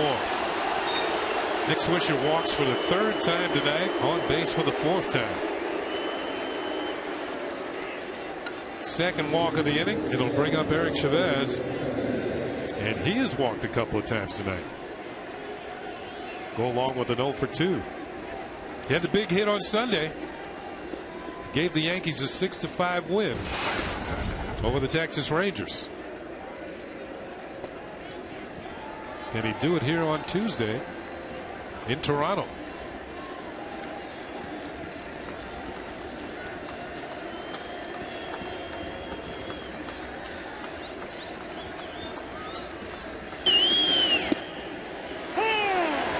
That one Dots the outside corner for a call strike. Let's look at the game winner on Sunday.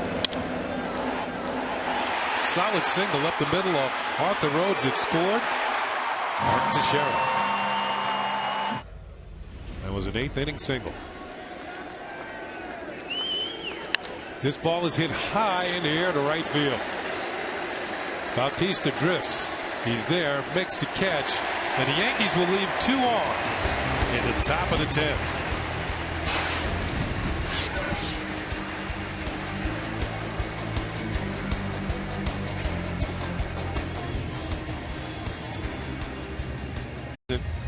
Will be Ivan Nova coming in out of the Yankee bullpen. His 3 games have all been starts, 1-1. 17 hits in 14 2/3 innings, 9 walks, 9 strikeouts. Too many base runners so far for Ivan Nova. And he last pitched on Friday.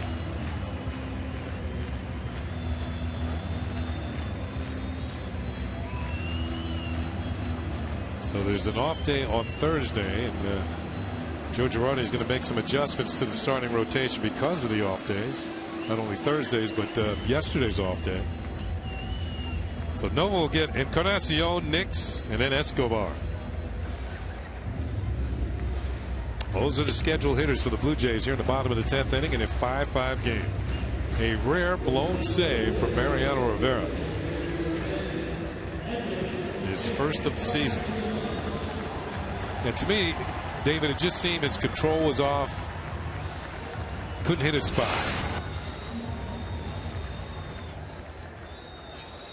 Encarnacion's going to lead it off. He is 2 for 4 with a run batted in. Called out on strikes twice. There was also singled and doubled.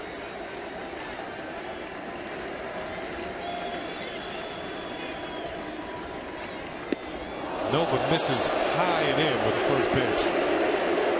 Looked like a breaking ball that had no bite to it. That's one of the keys for Nova that I saw last year and this year is being able to get that curveball over for strikes consistently, because he's got good movement and good velocity on his fastball. You see there 92 with good movement.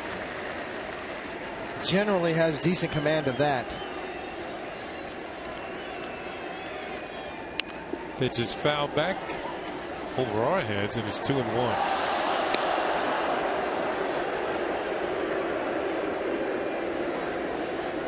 See Russell Martin signaling out to Ivan Nova to get the ball down. One swing could end the game right here.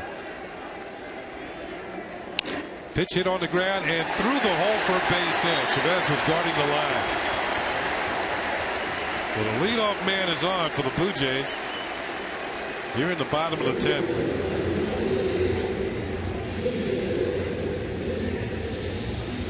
So Jason Nix will come up. Yankees will be looking for the bunt. Nix is 0 for 2 with a couple of walks. Tell you what, the bottom third of the Blue Jays lineup has been somewhat productive tonight.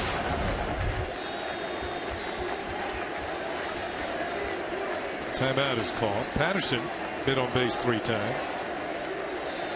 Encarnacion's been on base 3 times, and Nix has been on twice.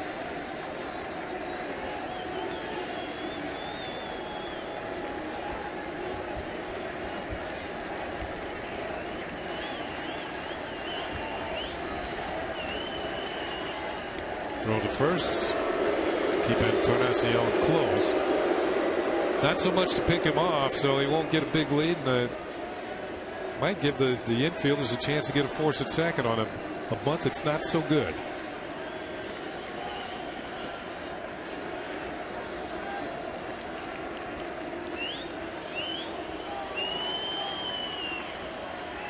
No bunt here, and a ground ball pulled foul. Let's see if John Farrell goes to the bunt on the second pitch.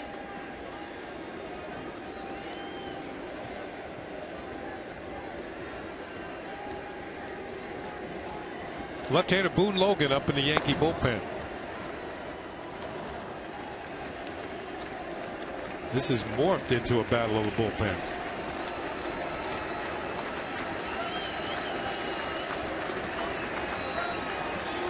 There's the bunt. Nix takes it for call. Strike 2. good looking curveball from Nova right there. Kind of locked up Nixon in the bunt position. See, he just kind of gives up on it. Now you're down 0-2.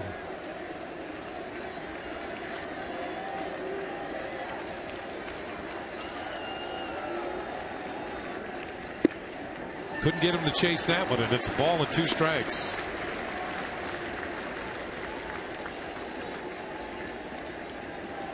David Cohn, mentioned earlier, off the disabled list today. Frank Francisco.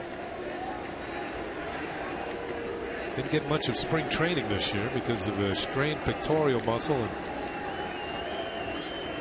pectoral muscle, and also a bicep muscle. He was just hurt on the right side. Another check on Encarnacion.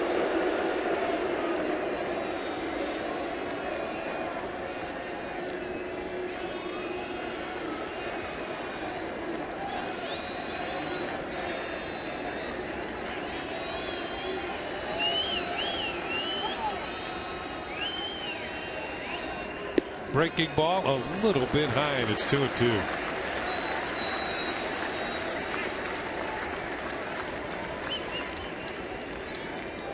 Yankees had this one going their way till the 9th inning.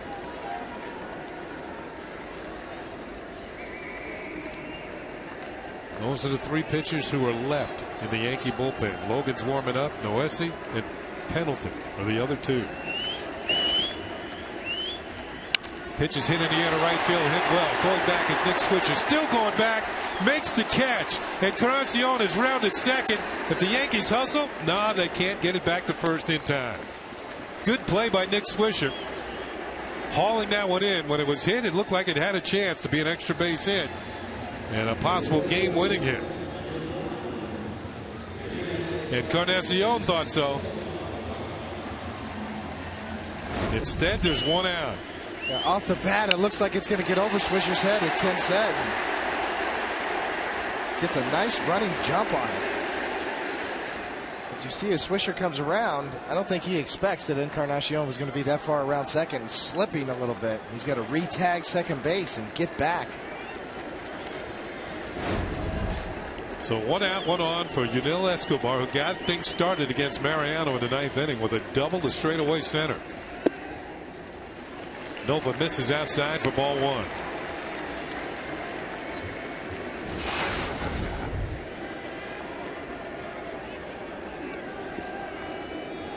Then Mariano got an out, but he walked Bautista. And then the Blue Jays put together 3 straight singles, including a safety squeeze by John McDonald, and tied the game. Bouncing ball foul off the bat of Escobar. Ball and a strike.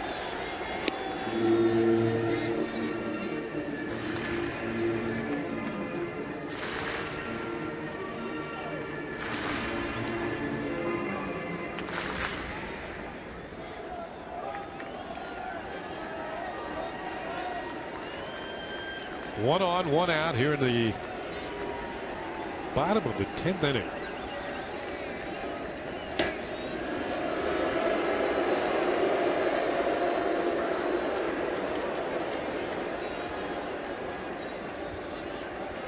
That's something you just didn't have to worry about with the Blue Jays.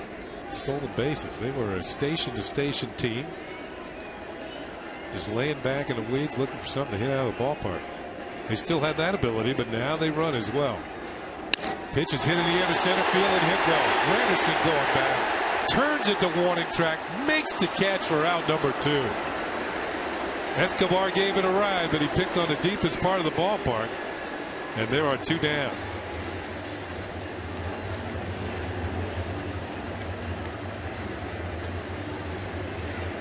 And here comes Larry Rothschild.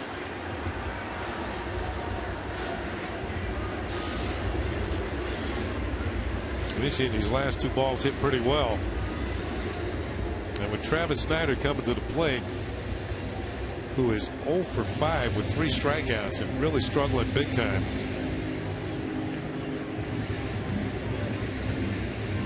This is more or less a pep talk, Cody? Looks like he's giving him a little mechanical talk too there. He was motioning his body that he was getting out in front a little bit with his body to stay back over the rubber. let your arm get on top. So a few of these pitches have been elevated, the balls that have been hit hard. Yeah, Nova's game is the sinker and ground balls.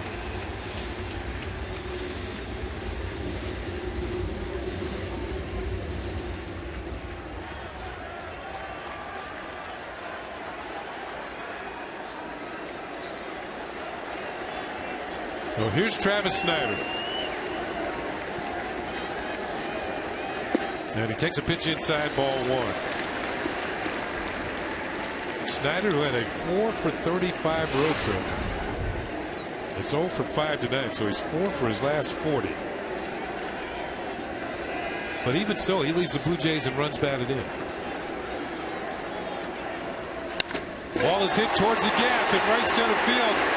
The race is on, and Encarnacion is the third. He's been waved home, and there's no throw. He scores, and the Blue Jays come all the way back and win this one 6-5.